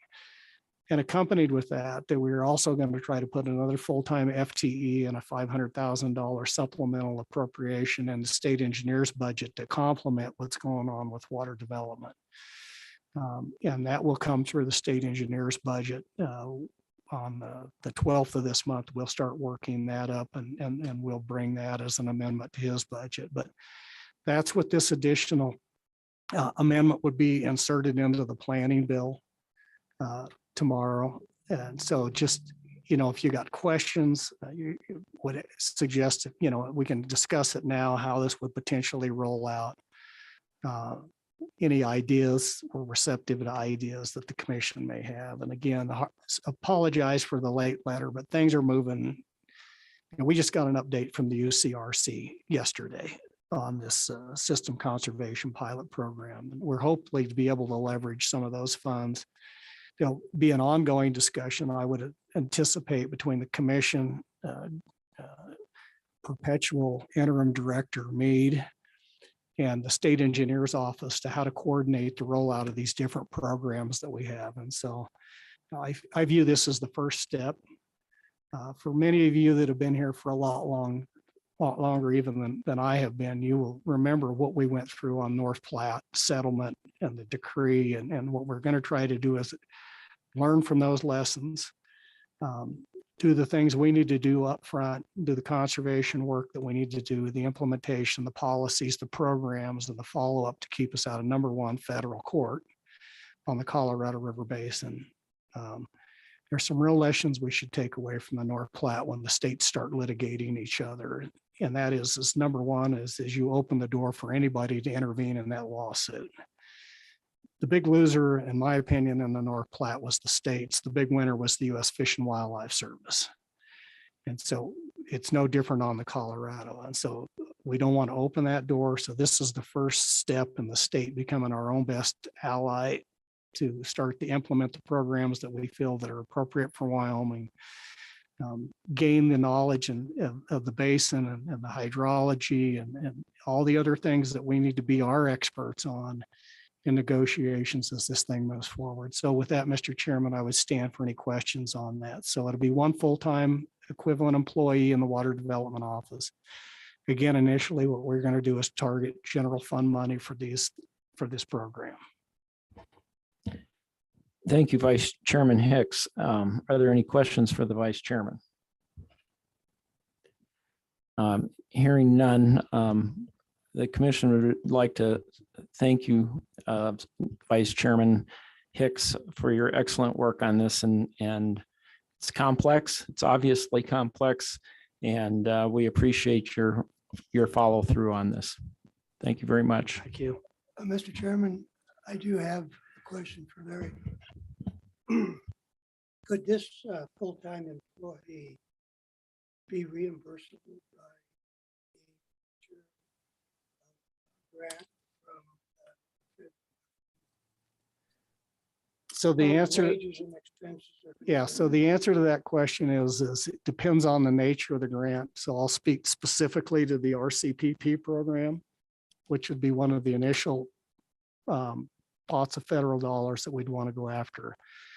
And the answer is yes, there is what they consider what they call a, remember the terminology, basically for technical assistance provided, you can seek part of that grant as reimbursement.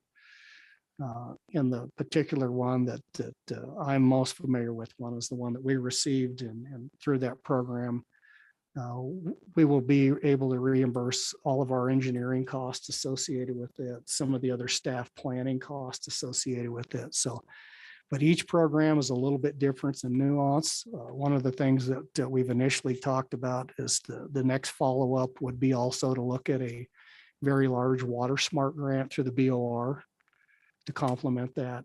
And the nature of the reason of using water development is because we need an umbrella organization.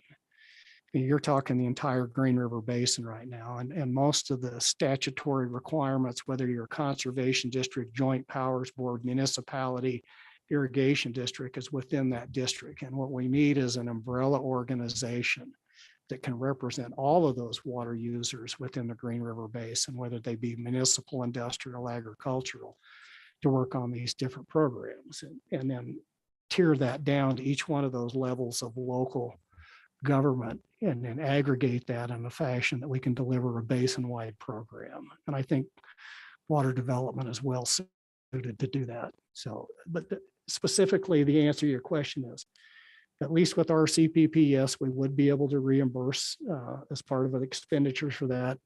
I can't speak for some of the other federal programs that are out there. Thank you. Thank you, Vice Chairman Hicks. Are there further questions for the Vice Chairman? Hearing none, Vice Chairman, do you have any other items of discussion, or Chairman Simpson? Okay.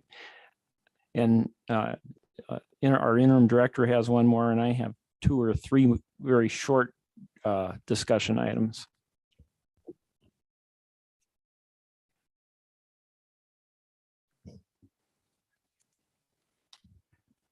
George. Thank you, Mr. Chair. George Mosier with the Water Development Office. Some of you may recall during the last commission meeting, which was the joint meeting, there was some discussion about Water Development Commission idle wells, and basically a status update for those. So for those folks joining online, I moments ago sent an email that contains a table to you all, just as a summary of this same stuff. Mostly the issues that I heard for discussion at the last meeting were kind of how many wells does the commission own? What sort of information do we have about those? Particularly, do we have instances where more than one well is associated with one sponsor? How much money have we invested? And kind of an overall status for each of these. So in front of you today is a table, and I've kind of broken these apart into 3 different distinct categories. This table is something I didn't come up with this entirely. I'm using something which was maintained over time by my predecessors here in the office. The first category, this category up at the top that says wells drilled for state of Wyoming investigations, is something that we've kind of kept track of over time, but it's maybe a different creature than thinking about our traditional level 2 sponsor kind of projects. These are wells which were kind of strategically drilled by and for state of Wyoming for groundwater investigations. So under that sponsor column, you'll see this DPAD, Department of Economic Planning and Development, or WWDC. Those were sort of the interest in evaluating groundwater resources over time, or maybe geared toward a specific interest in determining hydrologic connection, for instance. I've put together here drilling costs to the extent that I can find them. Unfortunately, you'll see with some of these older DPAD test wells, particularly, that area is blank. And the reason for that is that despite my efforts to dig through and look at various archive documents, I can't find necessarily the actual drill rig costs for that. There's probably two pretty decent reasons for that. One, some of these are going back into the early 80s. That's long beyond any kind of fiscal retention for us. And number two, particularly like these first three, the DPAD test well 2, 3, and 4, that was a cooperative project between Department of Economic Planning and Development, the state engineer's office, and even some of those wells were drilled by the YDROT drilling crew at that point in time. So I'm not even sure that we really could figure out what the rig time costs for those might be. The third or second category is wells drilled as part of level 2 projects. Those are feasibility projects. These are wells that have not yet been acquired by the sponsor, but sort of within the office, we kind of think that there is an interest in acquiring those by the sponsor. So of note in this idea, how many represent a well for more than one sponsor? You know, Sheridan has 2 wells here. Cheyenne Board of Public Utilities is a sponsor for 6 of these. With respect to Board of Public Utilities, and I kind of want to chase down a little rabbit hole for a second here about how each one has its own little unique set of circumstances.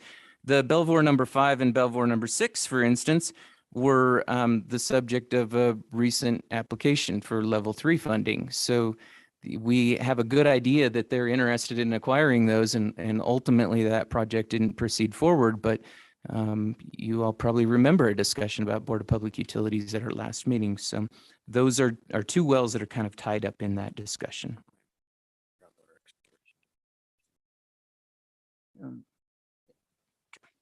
Third category are wells that are drilled as part of level 2 projects, but for which I believe the office expects that the sponsor is not going to acquire those wells. And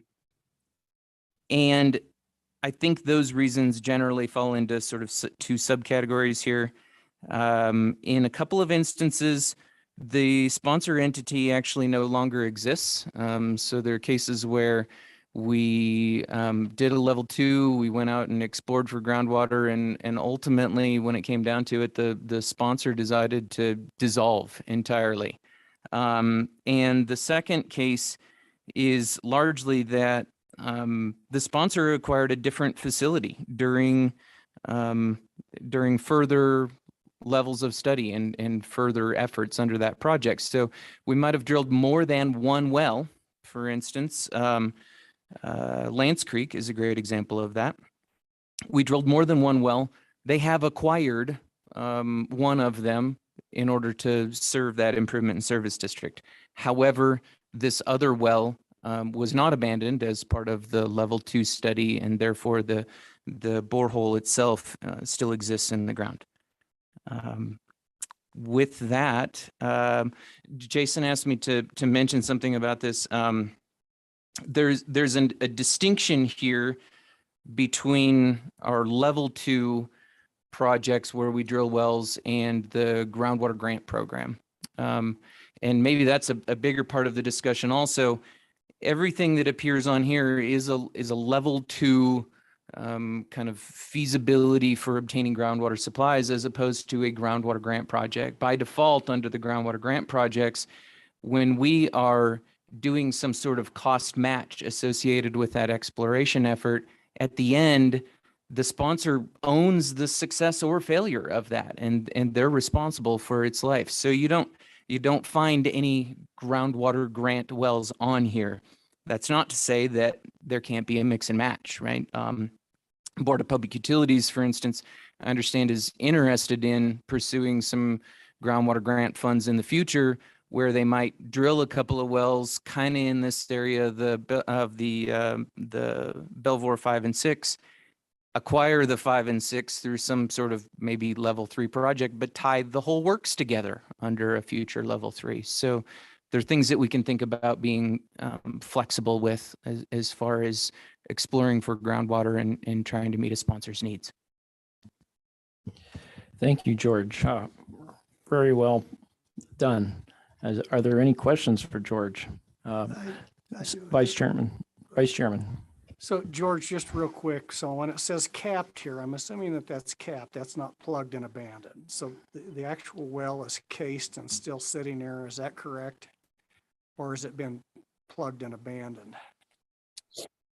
Mr. Chair, through you. Yeah, that is the case. It's casing that exists that is capped off with some effort. Someone could obtain access to that borehole. There is one here, which is devil's in the details with all of these little guys.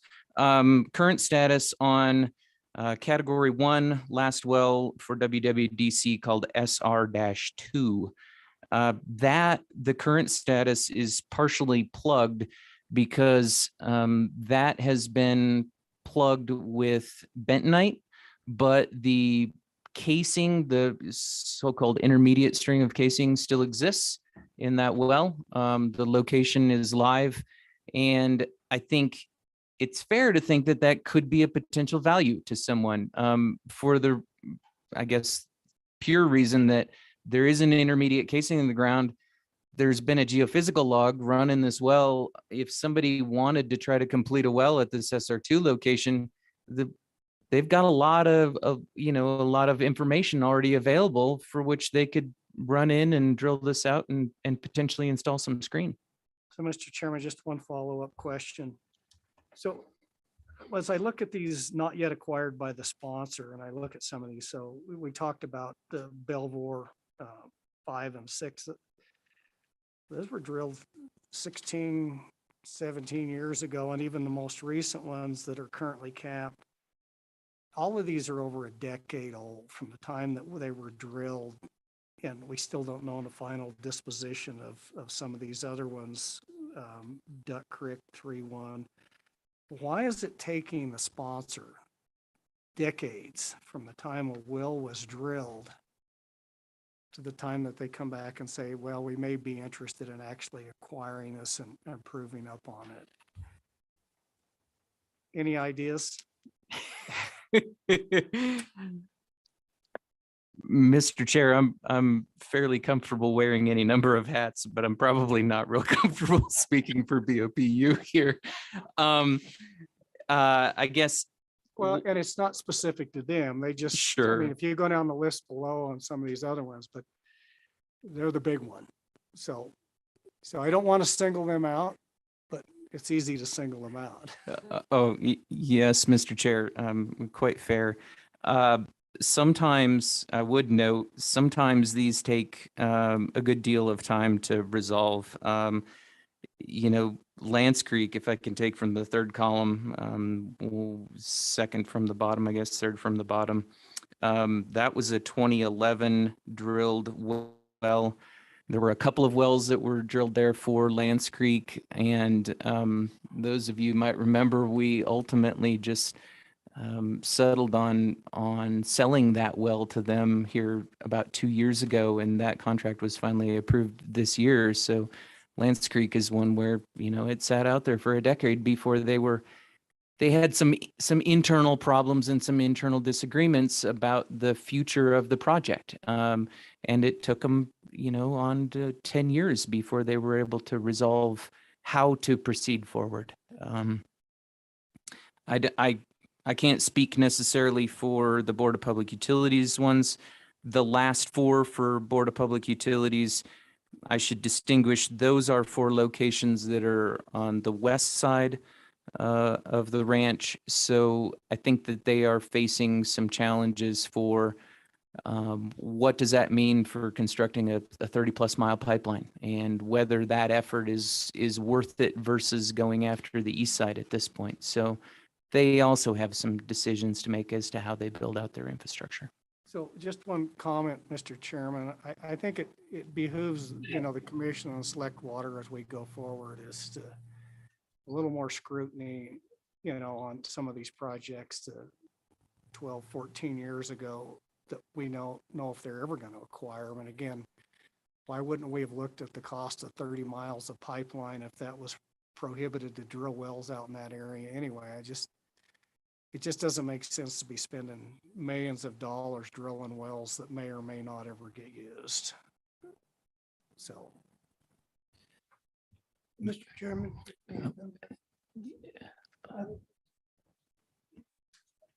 Very beneficial for us because, it's not good to leave wells sitting. And I look at the dates of some of these wells. And I also look at maybe the state engineer's criteria. I don't know how these wells can be sitting out there just capped and not for 30 years. Is there a criteria within the state engineer's office for a limitation time? Or I know, I'll tell you about my experience in the town of Pine Haven. We had 2 wells and we were mandatorily had to cap them. We not capped them, we plugged them and then put a cap on them, put a mark on the top of the cap, the date it was done. I mean, where's that criteria? Is it out there? Why do we have to do it? And these here, because they belong to the state, doesn't have to for 30 years. Our wells were less aged than these were. They had bad water. You didn't want to drink it. So there was no beneficial use, even if it wasn't capped. Nobody could use it. I mean, it wasn't good. The other one, if you want to answer, under contract on the Aladdin Water District. Now, I want to ask, did they ever become a district? And did they acquire that well, or is it still out there arbitrarily? Mr. Chairman, I can answer the Aladdin. They are a water district and they are working through SRF program right now, I believe, to try to get funding to acquire that well from us. Did we quote them a price? We did. I don't have that number in my mind right now. I thought I heard it, but it was a lot less than 85,000. Just No, to get that number looks rid of it. correct to me from the memo we sent them. I think that's the same 85? number. Yeah. If they wanted to acquire the entire well, I believe. I'd have to Because go they've back been and look at that. I using think that that's the well. 67% cost of that well drilling. It They've was been back in using the, that well ever since it was drilled. and Mr. Chairman, we have an agreement with them to sell them water out of that well currently. Yep. But the other case here, is that really true that we can have those wells out there for that period of time? No request to cap them or to plug them? Because there's a difference between cap and plug. Mr. Chair, partially slipping on a different hat. The only requirement that I'm aware of with regard to maintenance on unused well bores is specified under the State Engineer's Office Part 3 Minimum Construction Standards, most recently updated in 2009, which states that unused wells shall be maintained in a state of good repair.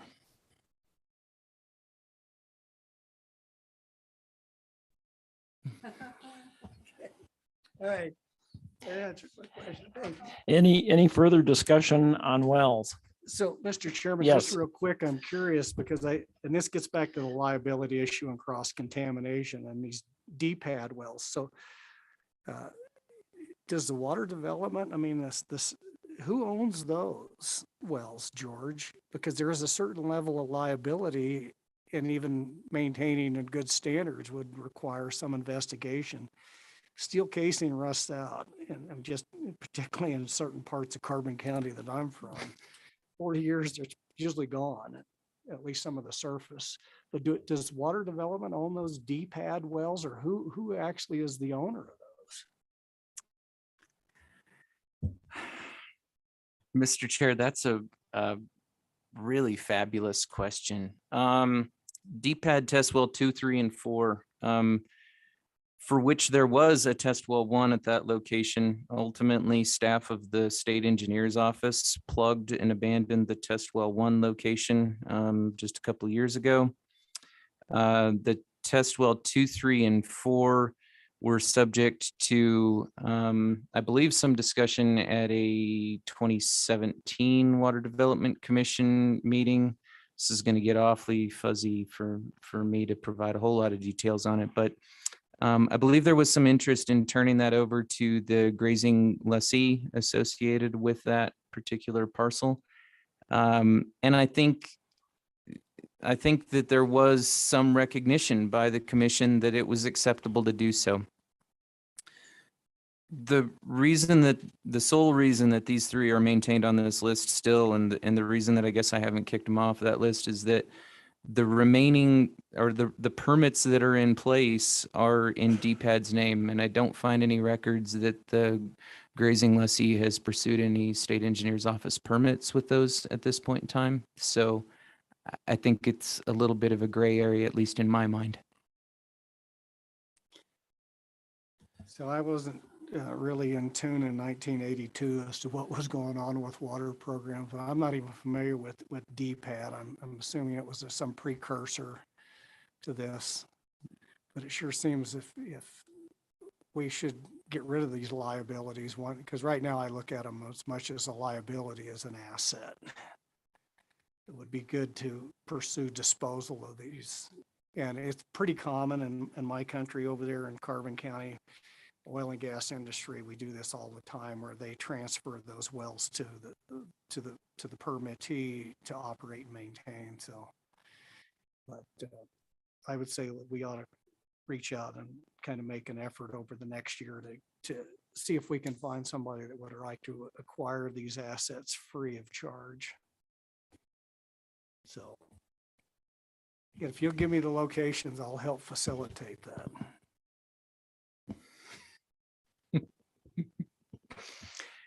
Those top 3 in the list are on the north side of Ferris.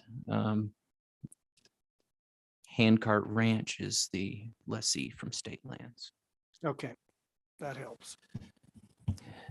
Thank you, Vice Chairman Hicks and George. I guess a question for the commission is there any direction as far as this list that you besides, do we want to dispose of these? What's our next step with this list, I guess? Do you have any ideas? Larry, what's your idea on this? It should have more than cap. Because there's 2 reasons. Some of these wells may be close to other used wells today. And I think that the cross-contamination is an issue. If you've got a well over there that's bad water, you can't use it. Otherwise, it'd have been purchased or it would be used today if the water was decent or if the volume was great enough.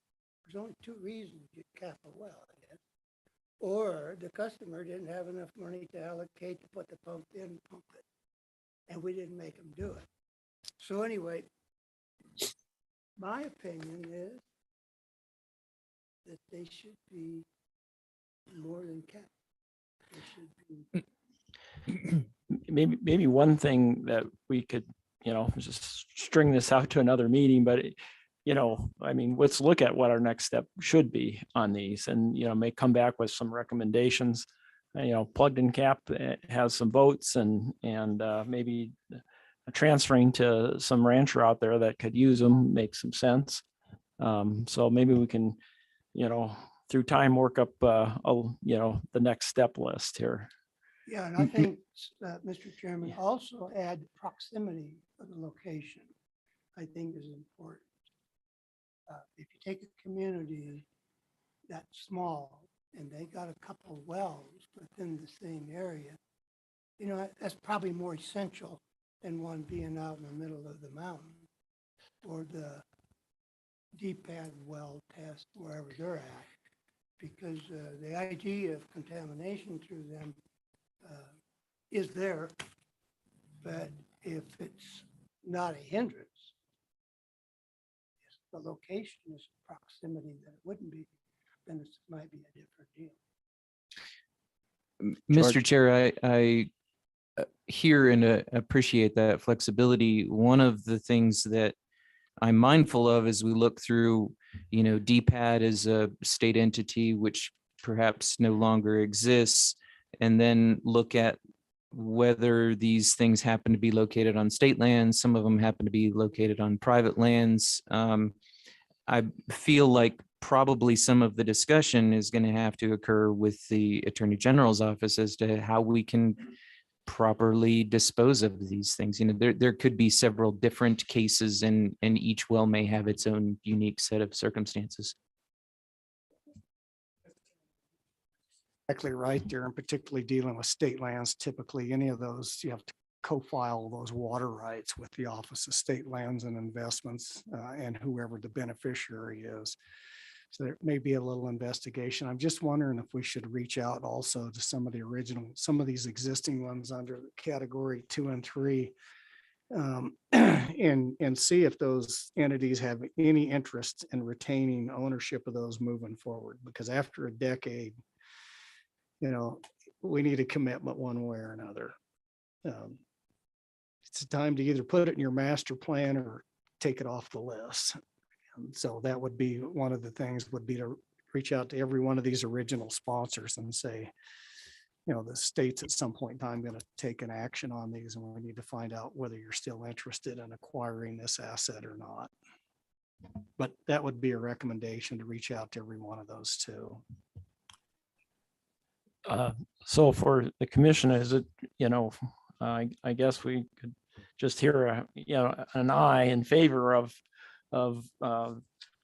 the office moving forward in identifying a strategy for each one of these wells, whether it's disposal, giving the well away to somebody that needs it, or plugging and capping it, or what's the strategy for these wells over the next several months, and possibly even years, if it deals with tracking down dead state agencies and who's responsible now. Some of this could take quite some time, but at least maybe we can prioritize some of these and dispose of them quickly. Commissioner Super. Let's say that this plugin is not a cheap, in some cases, it's not a real cheap item to do either. So if we do find these wells that somebody may want to take or that somebody else is responsible. In other words, I wanted to ask, do we have easements around these wellheads, or are they just out in the middle of nowhere? Or can we get an answer for that? George, we need an answer to that. Yeah, the best answer is it depends on the unique case and the unique well. Certainly some of these we do have easements and access. Some of them are temporary easement and access, particularly some of the older ones. There's not much to go on there at all, which I think will probably complicate the the legal ownership issue. Some of these are probably set up to be fairly easy in that part of the arrangement for access to the private property to drill and explore includes a provision that it can be offered to the landowner. So that's a pretty clear path. Others are really difficult to ascertain, honestly. Do we have, George, then do we have if we drill a new well, and we got some new ones on this paper, what is our allocated amount of easement? What do we use around the wellhead today as far as an easement's concerned? Is it 100 foot both ways or 20 or what is that criteria if we have it? Or does it vary? Mr. Chair, it varies. And the real reason for that is depending on the scale of the well to be constructed, it may require a larger laydown area associated with the casing that's going to be installed, or maybe test pumping stuff. Sometimes we have to work in a lot larger area so that, during a potential pump test period, we need to be able to convey water to somewhere else. And then sometimes we arrange it where, the temporary construction period is some shorter length of time to encompass a larger area, so that we can think about equipment. And then this long-term easement and access with option to purchase for sponsor is something of a smaller area of land. Right, but that's So it predetermined. varies over time. Yeah, but that's construction easement that you're using to utilize the drilling area. Yes, but then So, but on the actual well, there has to be an easement also, right, around the wellhead. Mr. Chair, yeah, generally there are two different sizes today. What is? Not necessarily was it the same in the past. We typically do for long-term easement and access associated with these, it's a 200 by 200 pad. For a permanent easement? Mm-hmm. Okay. Well, I think that's another problem that I've seen with some of these is the wellhead is on somebody's private property. There's no easement. You can't get on there to do the work either way if they don't want you to. So there's some problems with that. Mr. Chair, none of these stick out to me on this list, and having glanced at them here in the last month, I don't recall any that are on private property, and private to mean a particular individual's property for which I did not find some sort of easement and access agreement. I think the ones that are located on state lands are perhaps a little bit more gray. George and Commissioner Suker, I think what we want to do is move forward with maybe just a motion of direction on this, and do we have that motion? Commissioner Lisa Anselmi Dalton. Thank you, Mr. Chairman. I would make a motion to have the Water Development Office consult with the Attorney General's office to figure out a way to get these, how to acquire or dispose of all these random wells. We don't want to have them sitting out there. So I would just say, could they give us direction at the next meeting or so and tell us in consultation with the Attorney General's office what our plans are? We have a motion. Do we have a second to that? Commissioner Suker seconded. Any questions? All those in favor say aye. Aye. All those opposed, same sign. Motion carries. Thank you, George. Good luck, George. I have just three quick items that came to me from other commission members. And the first one has to do with the University of Wyoming study. So maybe Mr. Kerr could come forward. It's been expressed that there may be some benefit of having a follow-up report on the studies that have been completed, and maybe some meeting time set aside for that. And if the actually Commissioner Suker brought this up, and I guess it may be done in the past. So what are your thoughts about that type of thing? Mr. Chairman, yes, it's definitely possible to do that. We currently are doing some of that with and starting actually a new process. The project, and specifically one project that was recently completed, and we discussed that this morning about the algal blooms. That one will have a presentation from the student next week at Water Forum, and that's available to anyone to get online and look at that. It'll also be announced, I believe, Mabel's not here. Barry, we're going to start announcing those. And those will be directly through the commission and select water. Yeah, the presentation listings through water development will be for all the commission and select water, so they can get on and listen to those reports. The particular one that's coming up, we talked about the importance of student training. This actual student has been hired by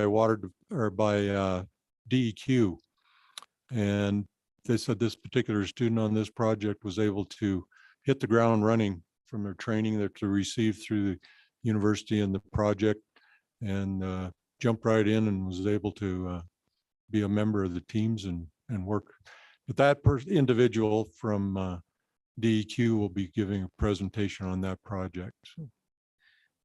Thank you, Mr. Kern. If and it sounds like the commission member and select water will get a direct link to these online seminars. Is that correct? Mr. Chairman, yes. And aside from that, you may, even if a portion of a meeting that's not particularly busy, it's hard to tell what that is. Just some presentation of some of the key projects and their results. That would be great. Yes, Mr. Chairman, that's absolutely possible. Yes, we can try to do some of that scheduling, certainly. Okay, thank you very much. Appreciate it. The second topic dealt with a request that was made, I guess, for an overall, and this is in the Gillette area, for an overall assessment. How successful have we been in the water development arena in the Gillette area? And I'm going to turn the mic over to Commissioner Suker. I believe he made a request regarding this type of thing in the past, and maybe if we could flesh that out a little bit more and move that forward. Mr. Chairman, yeah, I think we got a report. Is that correct? From my request 2 years ago. Did we ever get that report from the Gillette administration? Mr. Chairman, I'll have to remember what that report was and look into that. Well, I have never seen it, and that's why I guess I'm requesting it if we can get it. But at the time that the request was made, they interpreted to us that it would be made available and that we would look at it. Because I have just a few things, some concerns about our economic return on investment there. I really do. I think we have some subdivisions up there that we're funding through the city of Gillette.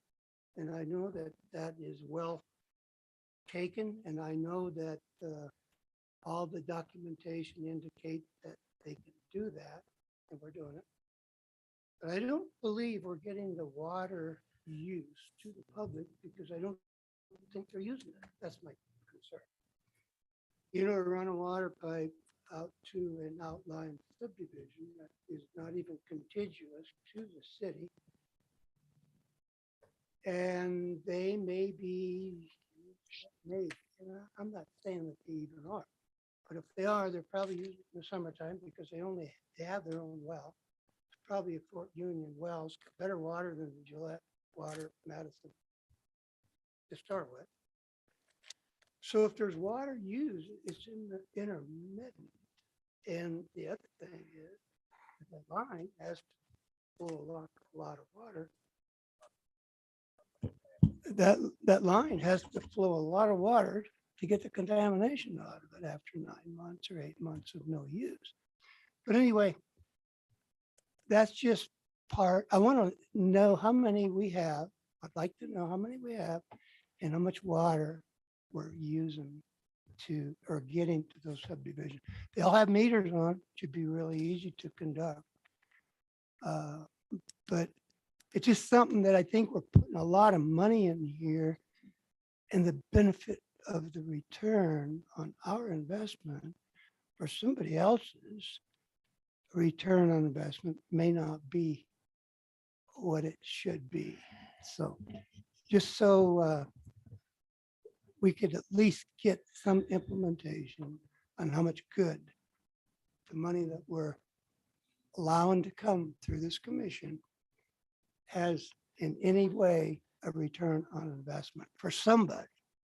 Us, most important, that's my biggest concern. But other entities that are trying to sell the water is the other. But anyway, that's what I'd like to see. Thank you, Commissioner Suker. And then the third request actually came from Select Water, and it was brought up at the last meeting. And that had to do with having recommendations from senators and representatives with the different applications. And I know, Jason, we talked a little bit about this before the meeting, and that you've talked to Chris Brown, and there may be some decisions that need to be made by Select Water on this and the commission, but that's another issue that, you know, move forward to another meeting, but just kind of a reminder that that's out there. And then two other very important issues is Chairman Representative Evan Simpson. This is his last meeting with us, and he's going on to better things. And just want to say that we appreciated his leadership and his, you know, how Evan or Chairman Simpson ran meetings is textbook, and probably should be videotaped and shared with all chairmans across the state with utmost courtesy and kindness. The way he treats everyone in directing meetings is commendable. And then another important member is Sheridan Little, 10 years on Water Development Commission, and Chairman or ex-chairman Little was always has very well thought out comments. He doesn't comment a lot, but when he does, he has a reason for those comments, and he's always been a great one to bounce ideas, and we appreciate his leadership. So with that, let's give those two gentlemen a hand. Then tomorrow's meeting for Select Waters in the Capitol, and the ground floor there, I believe. And then also there's lunch being planned at the, what is it today? Lunch at the Metropolitan. If those would like to join, get with Commissioner Anselmi Dalton afterwards, and we can make arrangements for that. Everybody's invited. And then, of course, everybody's responsible for their own bill. And then there's a basketball trip to Laramie being planned tonight. Get with Commissioner Suker on that. So with that, we move on to the next item, which is future meeting schedule, and then adjournment. So, Mr. Chairman, if we go to tab I in the e-notebook, and maybe David, if you could bring that up if you can. We don't have to go to it on our individual. Anyway, what we see there is we want to have a short discussion, I think, on the August tour and where that might be. And we've got a list of previous years' commission tours. And I know Commissioner Lee Craig brought up to me, I believe it was back in August. He would like to see a tour up in the Powell Cody country, I think. And so that's one idea floating around out there. So I don't know if Commissioner Craig, you have anything to add to that, or anybody else? Director Mead, I would like to visit with you a little bit more about that. I do have some ideas if it's decided to have the tour here in the Northern Bighorn Basin. I was actually approached by chairman of the Paul Clerks for a Conservation District about floating this idea, and I might visit with him and see what he is thinking as well. So you can contact me anytime and we can talk about that. Okay, and I think we have plenty of time, obviously, for till next August, but yeah, the sooner we can talk, probably the better. But commission, is everybody on board for that area of the state? Sounds good. Commissioner Little, you're welcome to join us. We'd love to have you. Mr. Chairman. Commissioner, I mean, Yeah, Senator whatever. Hicks. Hey, you over in the corner. Yeah, you. Just one thing I would like to throw out that I talked to the incoming Joint Ag Committee Director, and which will also probably be on Select Water. We did this a number of years ago, but what we'd like to do is have a joint meeting between Select Water, the Standing Joint Agricultural Committee, and the Water Development Commission. And I think it's just periodically a good thing to get as many people involved in these discussions on water and funding. So at the August meeting and tour, what I would like to do is make sure that we coordinate with the two chairmen of the Joint Ag and the chairman of the Select Water. It's really a unique experience, and what we would try to do is piggyback those. So normally we did that. It was a 3-day legislative meeting, 1 day Select Water, 2 days Joint Ag. Obviously, there's going to be some issues that have no relationship to water. But I think there's going to be some pretty big joint issues that we want to discuss with the commission at that time as far as moving forward with different projects. So rather than pick an absolute date at this point in time, if we just carve out something in August and the Bighorn Basin, that as this moves forward, that we work with those chairmen of the joint committees to do. It is really a unique opportunity to get that, for you guys to have that many legislators there and then to have interface with them as the commission. So some big issues out there that we're going to want to tackle. And I think that was the rationale, was trying to get a joint meeting with those two, the select committee, the standing committee, and the commission. That sounds like a great idea that we can work into our schedule. Any further comments or questions, schedules, or any other comments? Hearing none, do we have a motion to adjourn? Thank you, Commissioner Kaylee. Second, Commissioner Anselmi Dalton. All those in favor say aye. Aye. The Metropolitan for lunch. See Commissioner Anselmi Dalton. Oh. 10 years, yeah, we should. We could pitch in Well, $2 per year.